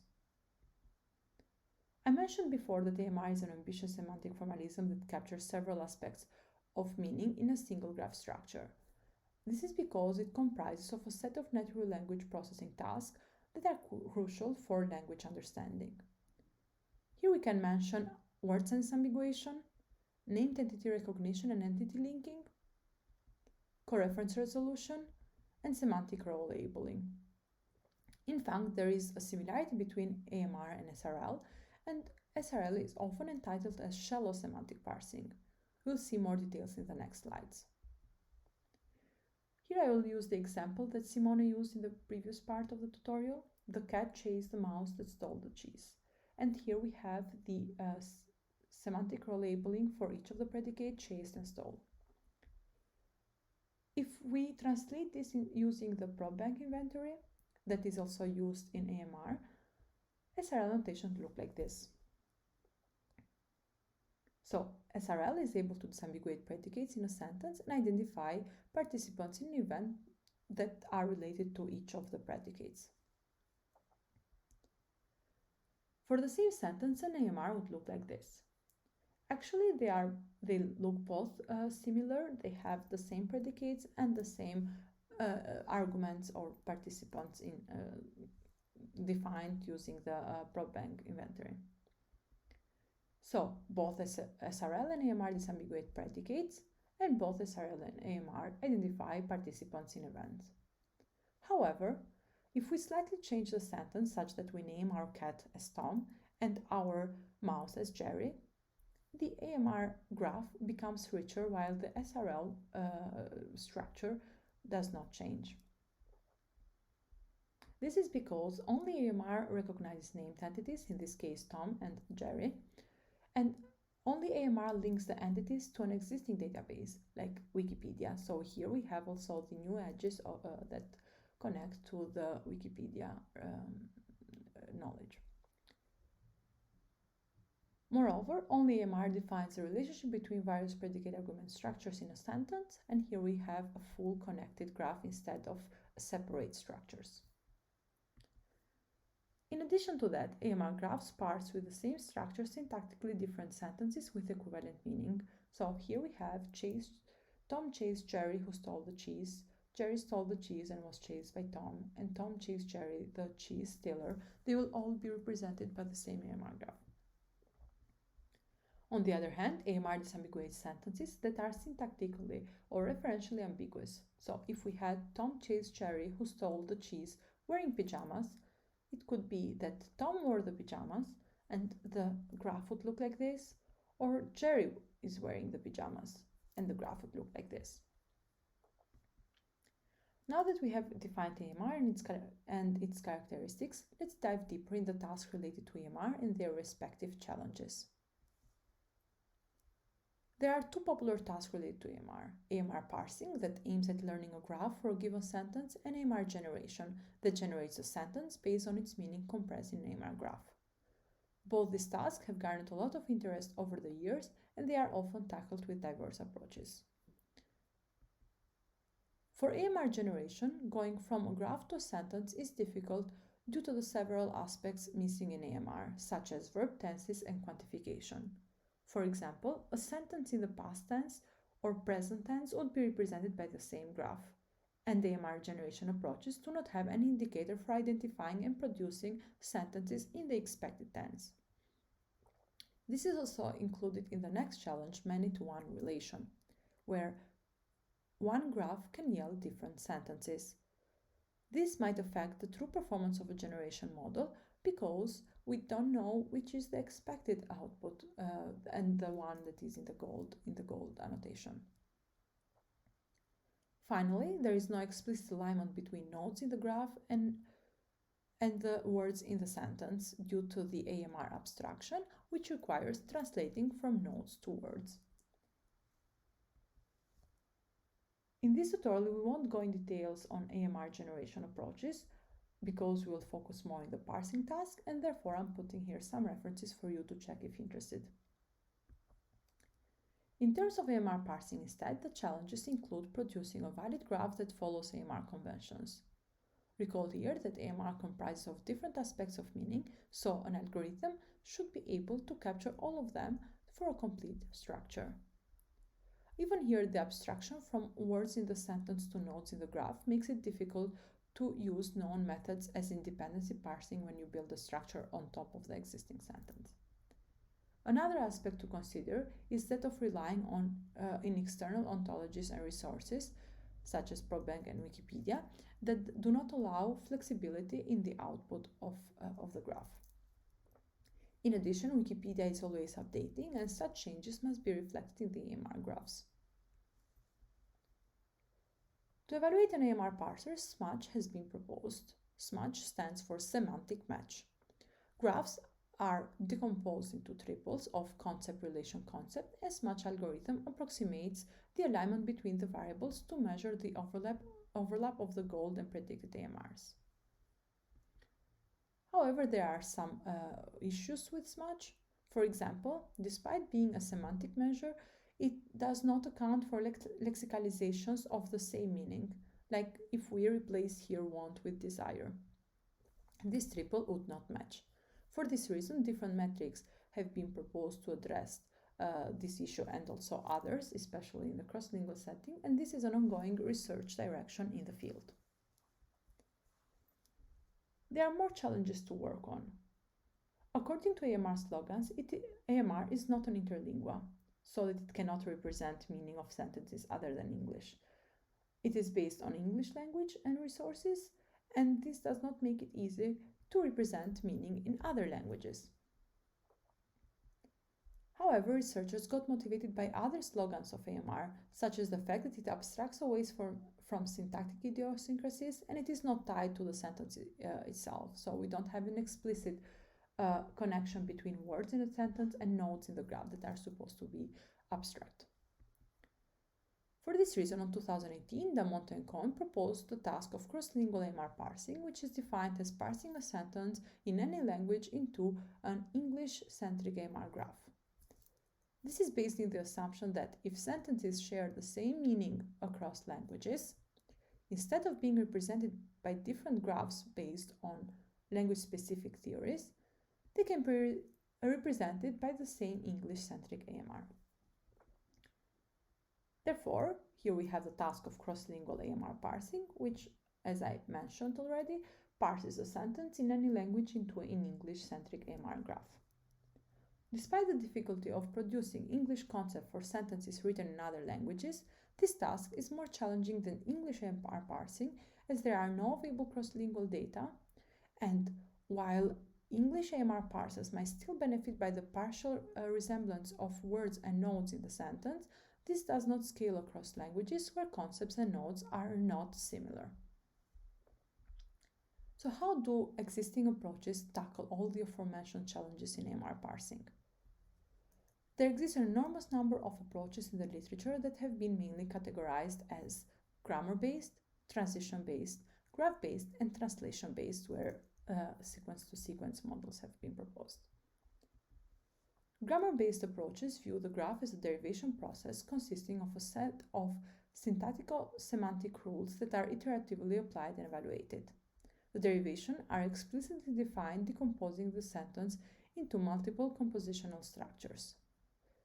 Different strategies have been proposed based on the so-called apply-modify algebra and graph grammar. Here I cite a few works that vary from the set of rules used, and while the last work proposes to learn these compositional structures of the sentence as latent representations using pretrained language models. Transition-based approaches instead predict an action sequence of a state machine that produces the graph. They are modeled as tree-to-graph transitions from dependency trees or sentence-to-graph transitions directly. They are attractive due to their linear inference time, and they are more interpretable due to the explicit actions that are taken for each state. Early works build on top or find inspiration on dependency parsing strategies. They build a set of configuration and transition to convert dependency trees into AMR graphs or sentences into graphs. More recently, researchers are exploring attention mechanism and transformers to predict each state in the stack of the configurations for incrementally building the graph. Graph-based approaches instead include two main steps: concept identification and relation identification. Concept identification produces a sequence of nodes given a sequence of words in the sentence. To learn concept identification, approaches rely on automatic word-to-node alignment for training the models, as, let's say, sequence tagging. Since this is very important, a lot of research is ongoing on word-to-node alignments. For relation classification instead, and for building the graph on top of the produced concept, graph-based approaches explicitly model the target graph structure by searching for the maximum scoring subgraph between the concepts and the connections between them. Graph score is typically decomposed as the sum of the score of its edges. The first approach to AMR parsing, in fact, was JAMR, and it is a graph-based approach based on a statistical model. Later approaches employed the advances in neural networks using BLSTMs for predicting concept, relations, and other AMR components, which are then connected using an iterative, greedy algorithm to compute a single component graph. Others look into the importance of improving the automatic word-to-node alignment and view them as latent representations of the model, which are updated through training rather than using off-the-shelf pre-computed and sometimes noisy alignments. More recently, attention mechanisms were leveraged as implicit alignments from words to nodes in the graph, showing improvements over explicit alignments. Moving into translation-based approaches, which model parsing via sequence-to-sequence models. To be consumed by decoders, an AMR graph is linearized into a sequence from which the final graph is constructed. There is a similarity here with neural machine translation, where the graph is seen as foreign language. For this reason, one of the main issues with translation-based approaches is data sparsity, which made these approaches less competitive towards the other categories that I mentioned before. Over the years, researchers proposed different methods for addressing AMR data sparsity, such as source recategorization, anonymization, and reconstruction via heuristics on the output AMR. Others explored data augmentation techniques or modeling other similar tasks as source input, such as SRL or dependency parsing. More recently, from our group, from Sapienza NLP, we released Spring, which instead leverages pre-trained encoder-decoder models to address data sparsity in AMR parsing and generation. In addition, Spring simplifies working with AMR parsing by disposing AMR-specific recategorization and heuristics. For this reason, Spring sets a strong baseline AMR parsing, surpassing previously reported results by a large margin. I mentioned too many approaches to fit them all in one plot, so I borrowed this plot from the tutorial of 2019 based on the categories of approaches to show what has happened until then. So, in 2019, we can see that sequence-to-sequence models almost reach the performance of other more data-efficient models, and this is due to the injection in the source side of syntax and semantics. However, when Spring arrived, we saw a large improvement in the field, reaching close to 85 SMATF1 in AMR parsing. So, this, let's say, changed the trend, and for this reason I will show you some details of Spring. Well, Spring is fairly easy. At training time, we linearize the graph and then fine-tune a pre-trained sequence-to-sequence model to predict this linearized AMR given the text in an autoregressive fashion. At prediction time, a few more steps are necessary. So we first decode a linearized graph with beam search. We discard any tokens which are not possible given the previous one. We read or translate the linearization back into a graph, and in the end we perform entity linking with an off-the-shelf system. We experimented with the official Penman notation as a linearized AMR and also proposed two new techniques based on breadth for search and depth for search. We inject special tokens for representing different types of nodes, such as variables and constants that are different because they account to different semantics. Note that DFS-based linearization worked best. Spring builds on top of BART pretrained model because BART pretraining is relevant to AMR parsing, as AMR can be seen as a permuted or corrupted version of an English sentence, or AMR and English vocabulary largely intersect due to the lemmas that we have in AMR nodes. Of course, we make some changes on the vocabulary to accommodate AMR-specific tokens and update the tokenization rules. And then we post-process the sequence to yield a valid AMR graph. We also put out a demo of Spring that you can play around with. It supports both AMR parsing and generation, and offers an interactive visual output in which a user can make a change, zoom in or out, and make their own analysis. So we moved away a bit from approaches because of the high improvements that Spring brought, but what happens now? What brings other improvements? In fact, the current state of the art is set by ensemble approaches, which combine predictions of multiple models of the same structure or a combination of different SOTA models. And here we can mention these two works from Lam et al. And Li et al. From this year.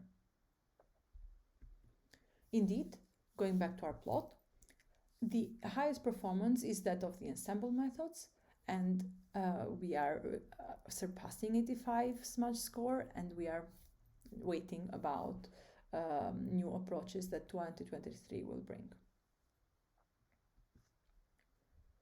Moving a bit now to cross-lingual AMR approaches. The recent approaches that have been proposed have extended English-based models to work also in cross-lingual setting.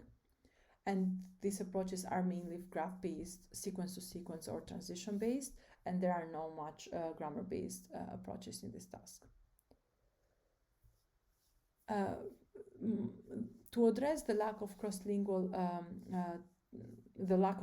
training data that I mentioned in the issues of cross-lingual AMR parsing, researchers focus on transfer learning from English AMR parsing data or machine translation data, or they also create synthetic data via data projection from parallel sentences or machine translation. Here I will dive deeper in a work, I have co-authored, which is XLAMR. XLAMR is a graph-based approach, which, as we learned before, consists of concept identification step and relation identification on top of the learned concepts.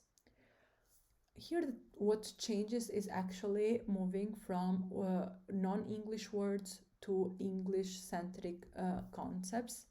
So what we do is we model the concept identification as a sequence-to-sequence task. This first part produces a sequence of concepts, and then we learn the relations on top of the concepts via pure-fine attention.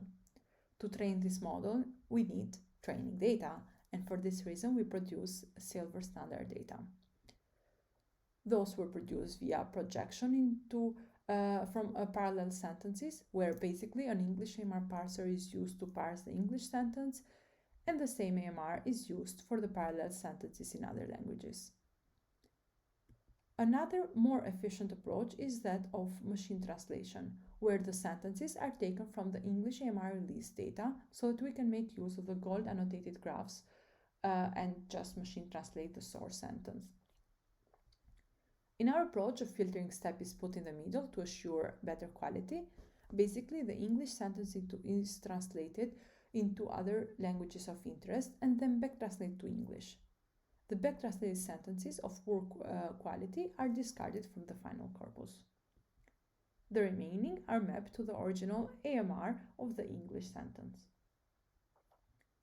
These two approaches have been followed also by other works in cross-lingual AMR parsing or machine translation data have been used there. Okay, so until now we use an English-centric AMR for other languages. However, this is not ideal due to the linguistic divergences across languages. Therefore, much work is done into actually designing representations that address the differences across languages, which extend on top of AMR formalism. In fact, there have been different ideas on how to extend AMR, such as adding tense, aspect, quantification, and cross-lingual features. I plot this graph using the papers in the AMR bibliography repository, which I encourage you to check if you are interested in working with AMR. Let's briefly look two extensions that focus in cross-linguality. The first one is universal meaning representation, which starts from AMR and adds new sentence level and document level aspects such as eventive concepts, person and number, quantification, tense, and more. In the cross-lingual aspect, universal meaning representation defines a set of language-independent abstract concepts and some general participant roles and non-participant relations that are uniform across languages. However, the lexical concepts still use the lemma, which make them somehow language-specific. Also, UMR allows different languages to add their own lexicalized participant roles, therefore being language-specific. And finally, while UMR offers language-independent grammatical meaning, it does not offer language independence in lexical meaning. This brings us to BMR, with BubbleNet meaning representation, which aims at transforming an AMR into an interlingual representation by disposing language-specific constants by employing, and this is achieved by employing multilingual concepts and self-explanatory semantic roles. It is based on BabelNet, which you saw in the previous part of the tutorial, and it offers multilingual concepts in around 500 languages. For the relations, it is based on VerbAtlas, which offers cross-lingual participant relations and frames. In order to properly understand all the modifications, let's go step by step. First, they start by replacing verbal probank predicates by VerbAtlas frames, therefore moving from English-specific predicates to language-independent frame sets. For instance, we replace in this sentence take with move by means of frame. VerbAtlas frames, thanks to BabelNet, they are mapped to BabelNet concepts, are inherently multilingual. Next, language-independent semantic roles in VerbAtlas are used instead of probank roles, and these are have two benefits. First, they are monointelligible, and second, they are shared across languages. However, VerbAtlas just includes verbal predicates. Therefore, in order to transform nominal probank predicates, the authors have created a new set of nominal structures and relations. For instance, AMR represents the concept of parent and to whom it is related. By the predicate have relation role 91. While in the case of BMR, it is simply replaced by the parent node that is directly connected to the person's node by the edge relation. As a third step, AMR tends to use compositional meaning of concept. For instance, students is represented as a person who studies or the idea, or also here we can, in this example, we can see the idiom at the last minute, which is represented as minute modified by last, which does not reflect the real meaning of the idiom. Therefore, in BMR, the authors have merged these nodes into single BubbleNet scene sets whenever that was possible. They also have added missing information such as tense and aspect in verbs and number in nouns, and this was seen also in the UMR representation. For instance, AMR doesn't have any way to encode the number of students. In contrast, in BMR, authors have included this information. In order to simply represent the number of students in the slide, we have just used, like here, they have just used the symbol plus that shows that there is more than one student. At last, the aim is to replace English words by BubbleNet scene sets, so you move away from lexical or lemmas, and you actually use concepts. This is achieved by using a state-of-the-art word sense ambiguation system. And for example, here in this example, you have instead of using aircraft, so instead of using the word, the lemma plane for the aircraft meaning, you actually use its BabelNet scene set. As a result, in BMR, we have reduced the structural complexity of the graph, making it more readable for humans and less sparse and more general for machines. Moreover, thanks to the disambiguation, the associated concepts are independent of the source language. So, as you can see in this slide, we can map, let's say, all the nodes to lexicalization in different languages, and also can represent sentences in different languages with the same BMR structure. Okay, this sounds cool and a lot of work, but there are still some improvements needed, which in BMR are considered as constraints in the repository. For example, BabelNet does not support all parts of speech, but they only support noun, verbs, adjectives, and adverbs, and is also constrained on 500 language. So when you say BMR is an interlingua, this is, let's say, constrained by 500 languages, provided that it's going to work the same in all these languages.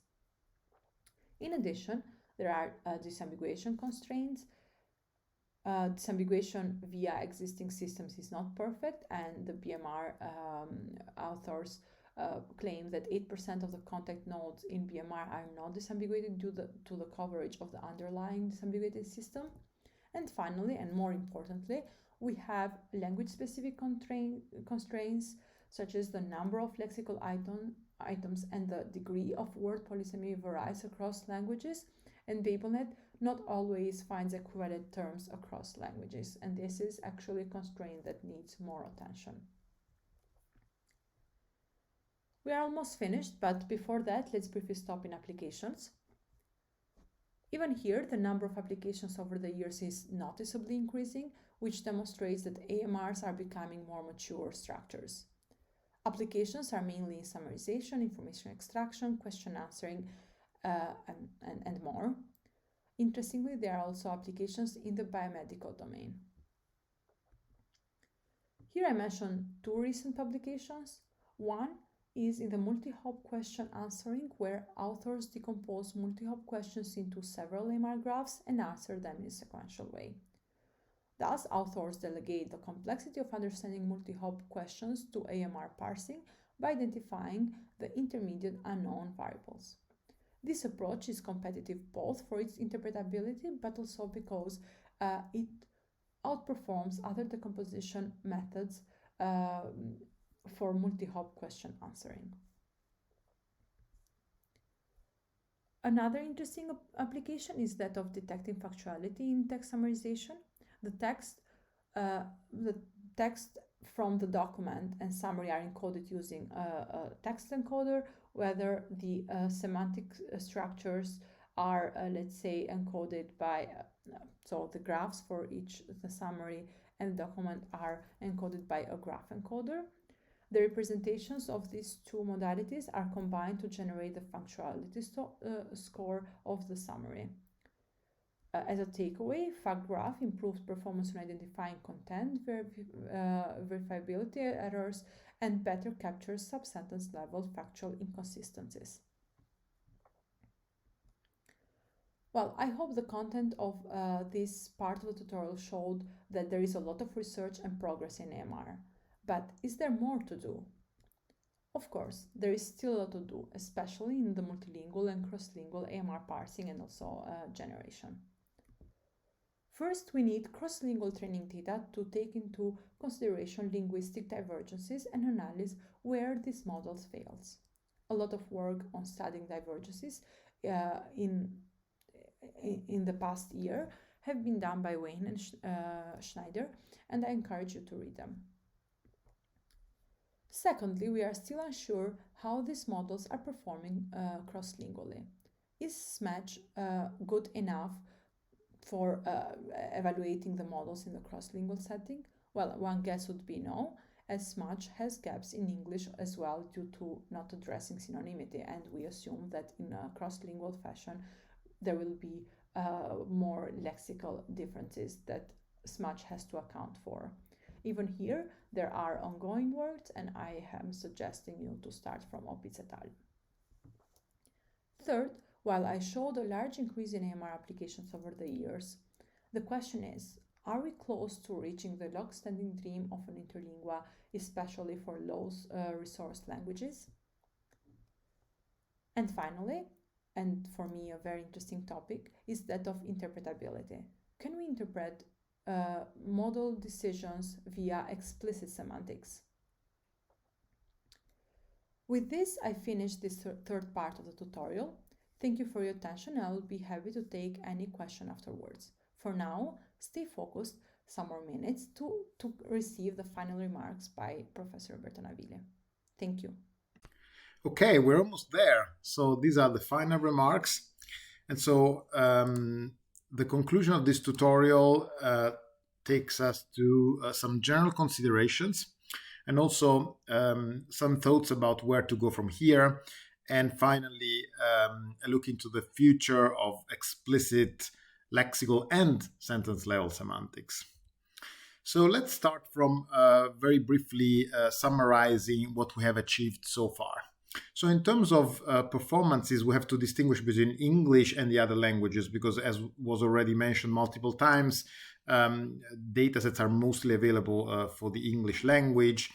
And importantly, performances have gone up considerably in the past years. For example, in word sense disambiguation, we have seen an improvement of more than 15 F1 points in 15 years on more or less the same datasets, but also on new ones. In semantic role labeling, over 12 years, we have seen, again, a considerable improvement by 10 points on span-based SRL and 8 points in dependency-based SRL. And overall, the performances in semantic role labeling are in the range of 89 to 93%, depending on the type of SRL task. While for semantic parsing, performances overall currently are a bit below those of SRL and closer to those of WSD. But in very few years, we have witnessed a considerable improvement in performances. So 24 match points. And so this is really a considerable improvement. And so we can see that explicit semantics is going up in performances, but this is only for the English language. So if we care, as we care about other languages, what is the difference in performance? What we have achieved is a considerable gap reduction. And so if we focus on WSD, we can say that many languages have performances on par with English. However, inventories are smaller, and so this is one of the reasons why performances are similar to those of English. And the gap between English and the worst language is actually pretty large, 33 F1 points. And so this is on the Excel WSD data. On SRL, we have seen, currently we have reduced the gap and achieved an improvement by 6-9 points across languages in 12 years. Still, there's a gap between the English and the worst language that is almost 6 points currently, with a reduction of 5 points compared to just a couple of years ago. So this is also very important. So it means that we are going in the direction of reducing the gap, and actually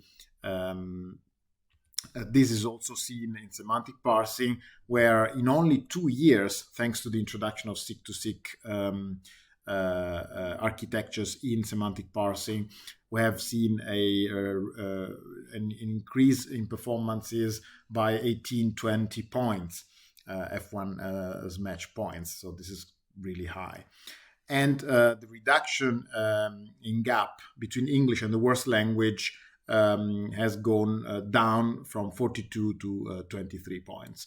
So it's clear that the direction is one of reducing more and more the gap and obtaining performances that are on par and set a level playing field across languages. Now, the other important achievement that we want to mention is the work on the creation of data for non-English languages.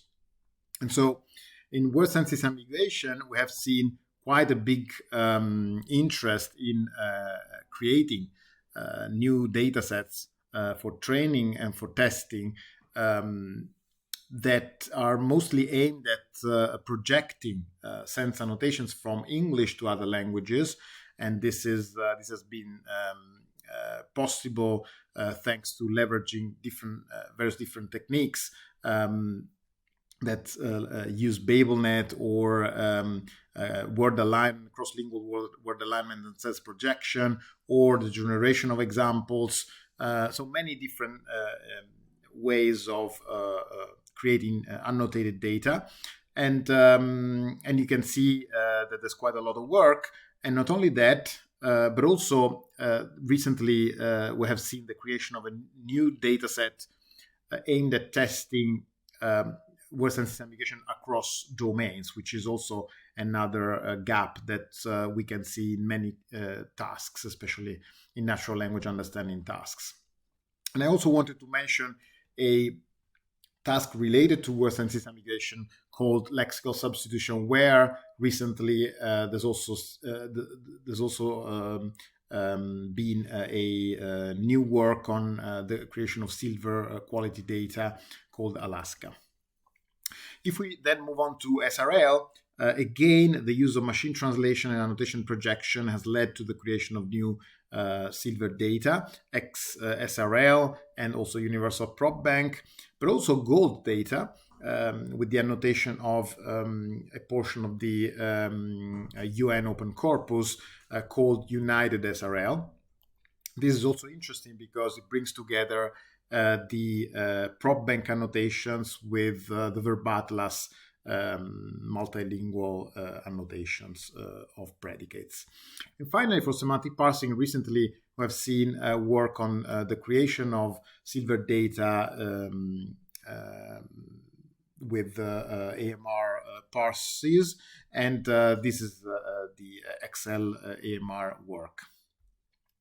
And so now, in terms instead of language independence that I mentioned in the introduction of this tutorial, important progress has been made, both at the lexical level with the introduction of BabelNet, and this was already 12 years ago, and over 12 years we have released many increasingly rich and wider coverage versions of the resource, but also at the sentence level with the creation of novel resources like Verb Atlas that was mentioned and the BabelNet meaning representation, BMR, that again aim at making explicit natural language understanding as language independent as possible, so as to associate concepts that are not necessarily depending on a given language in terms of the representation that they can provide. Not only that, but also in order to scale multilingually, which is also enabled by resources like BabelNet and Verb Atlas, also novel semantic representations have been put forward, which we didn't have time to discuss, and I'll just very briefly survey here. And so we have seen in the past years work on word embeddings, static word embeddings, but also contextualized word embeddings. But the point is that, especially with static word embeddings, but also with contextualized ones, words are brought together, are closer to other word representations without discriminating between the various meanings that those words can denote. So, for example, spring in its different meanings is close to summer, winter, but also to elastic or water source in three different senses of spring. And so ideally, what we would like to have is actually one representation for each meaning of that word. And so this is work that has been carried out in the past years with the creation of sense embeddings, both static sense embeddings like sense embed and contextualized sense embeddings like LMMS and all the other more recent works that take advantage of contextualized embeddings from BERT and other neural models. And also not only latent representations, so representations that lie in a space where the components are latent and so they're not easily interpretable, but also vector representations that are explicit, whose components can be understood and interpreted, like Nazari and conception, where the components can be words or even concepts, like in the case of conception. These representations also make it easy to scale multilingually because the vectors are totally independent of the language if they use only semantics to represent the individual dimensions of the vector. And as importantly, we have witnessed the quite a lot of interest in neurosymbolic approaches, that is, approaches that bring together deep learning models with explicit semantics.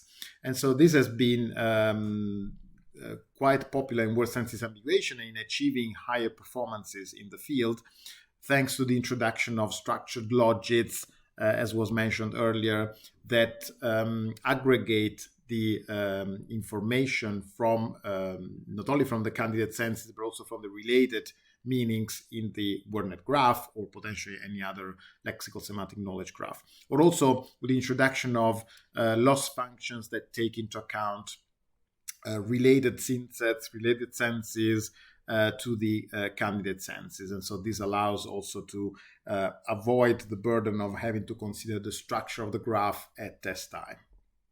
And so the take-home message here is that if we integrate explicit structured knowledge into latent models, we get an increase in performance thanks to the different type of information that is provided by the two models and knowledge bases. And now we come to the applications of explicit semantics. I mean, what can you really do once we are able to associate meanings with strings, words, sentences, and so on? Some applications have been already mentioned during the tutorial, but now I would like to summarize a few of these applications as general industrial applications that are of big interest to not only to the research community, but also to the industry. And so semantic search is certainly the most relevant one. So rather than searching by word, ideally we would like to search by concept or entity. And so this can be done only if the system can take into account the various meanings of a word or a multi-word expression and discriminate between them via Sense Disambiguation or more sophisticated techniques, including entity linking.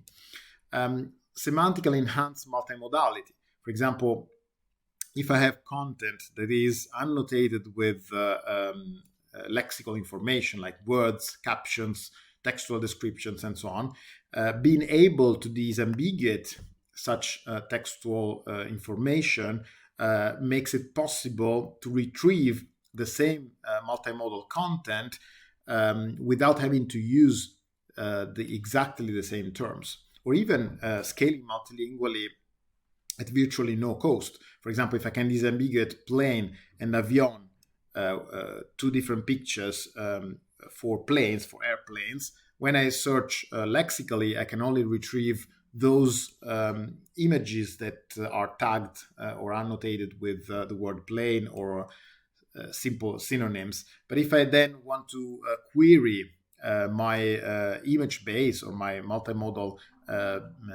database with an Italian word or a word in any other language or a synonym of plain and so on, only by disambiguating such descriptions I can retrieve pictures that depict actually a certain concept rather than being tied and linked to a given string. Another important example is machine translation that was also mentioned as an application of explicit semantics. So we can leverage word sense disambiguation to determine to measure the issues in machine translation systems that tend to translate well predominant senses of a word, but much less accurately other senses that are less frequently used by humans. And so this is the DBMT. This has been explored in the DBMT work this year at AACL. And finally, computational storytelling. So this is an interesting direction. And this is a recent work in storytelling where actually the idea is that in order, starting from a given sentence and having one or more goals, one can leverage semantic role labeling and actually even pragmatics, so reference resolution, to create a structured representation of the sentence, enrich it with common sense information, again in structured form, and then match this against the corresponding structured representation from the goal text, and decide how to progress in the creation of the story. And so this is an interesting application of semantic role labeling that also leverages verb atlas in order to have a coarser-grained semantic representation of predicates, and a nice application of explicit semantics. So what's next? At the word level, there's actually quite a lot of work to do.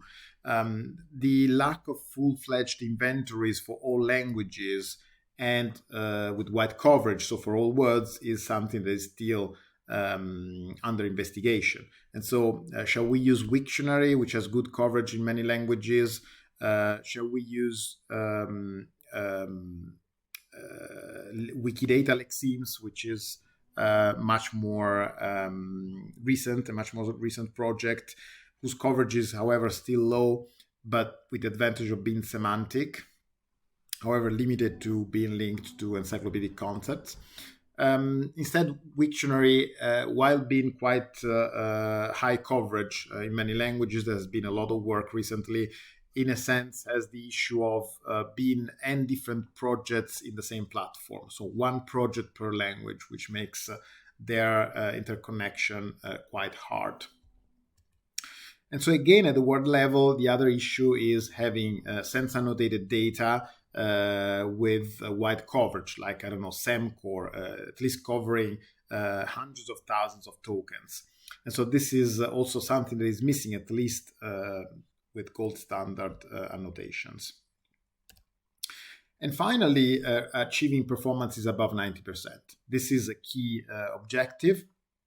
It can be achieved via sense clustering by using a different, maybe less coarse-grained, less fine-grained inventory, or also using generative approaches to sense representation, or new approaches that aim at reducing the problems of the fine granularity of the current inventories. At the sentence level, instead, there's still some work to be done to further enhance multilingual inventories. And so, for example, the interaction between verb atlas as a fully semantic predicate inventory that can easily scale multilingually still has to be investigated with Babel, together with BabelNet, so as to improve the amount of lexicalizations, translations that can be used to match verbs in any language against verb atlas frames. And also the work that has been presented this year about BabelNet meaning representations, BMR, is at an early stage, in the sense that we can already parse sentences into BMR, but there's still a lot of work to do in order to scale this to hundreds of languages. And also, again, creating high quality data is something missing in the literature. And so we have silver data creation approaches, as I mentioned earlier, but the creation of high quality gold standard data in many languages is currently out of reach. And in terms of explicit multilingual semantics, what's left? Well, interconnecting the tasks is certainly something to be done. And so this is now possible thanks to the connections that are made available by resources like BabbleNet, Verb Atlas, AMR and BMR. And so we have links between BabbleNet synsets, Verb Atlas frames, BMR, which uses BabelNet synsets as its building blocks. And so all of these items can be interconnected, and it's now possible to create outputs that bring together three tasks that were mentioned in this tutorial, WSD, SRL, and semantic parsing, and create richer content, richer annotations for the textual input. But also connect to named entity recognition, entity linking, relation extraction is certainly a goal that we want to achieve as a community in the next few years. And I already mentioned neurosymbolic approaches, so certainly it's a desideratum to have stronger integration with neural approaches and implement softer notions of explicit meaning. And finally, we already mentioned a number of applications, but certainly having one or more killer applications where the contribution of explicit semantics is not only in terms of improvement of the performance of some other task or the task itself, but also finding an application where we can show the real and definitive benefit of these tasks in a downstream application. And so that is all. Thank you for your attention, and you can find our slides at this link, and we hope to see you soon and discuss these topics at more venues later next year. Bye-bye. Thanks. Ciao.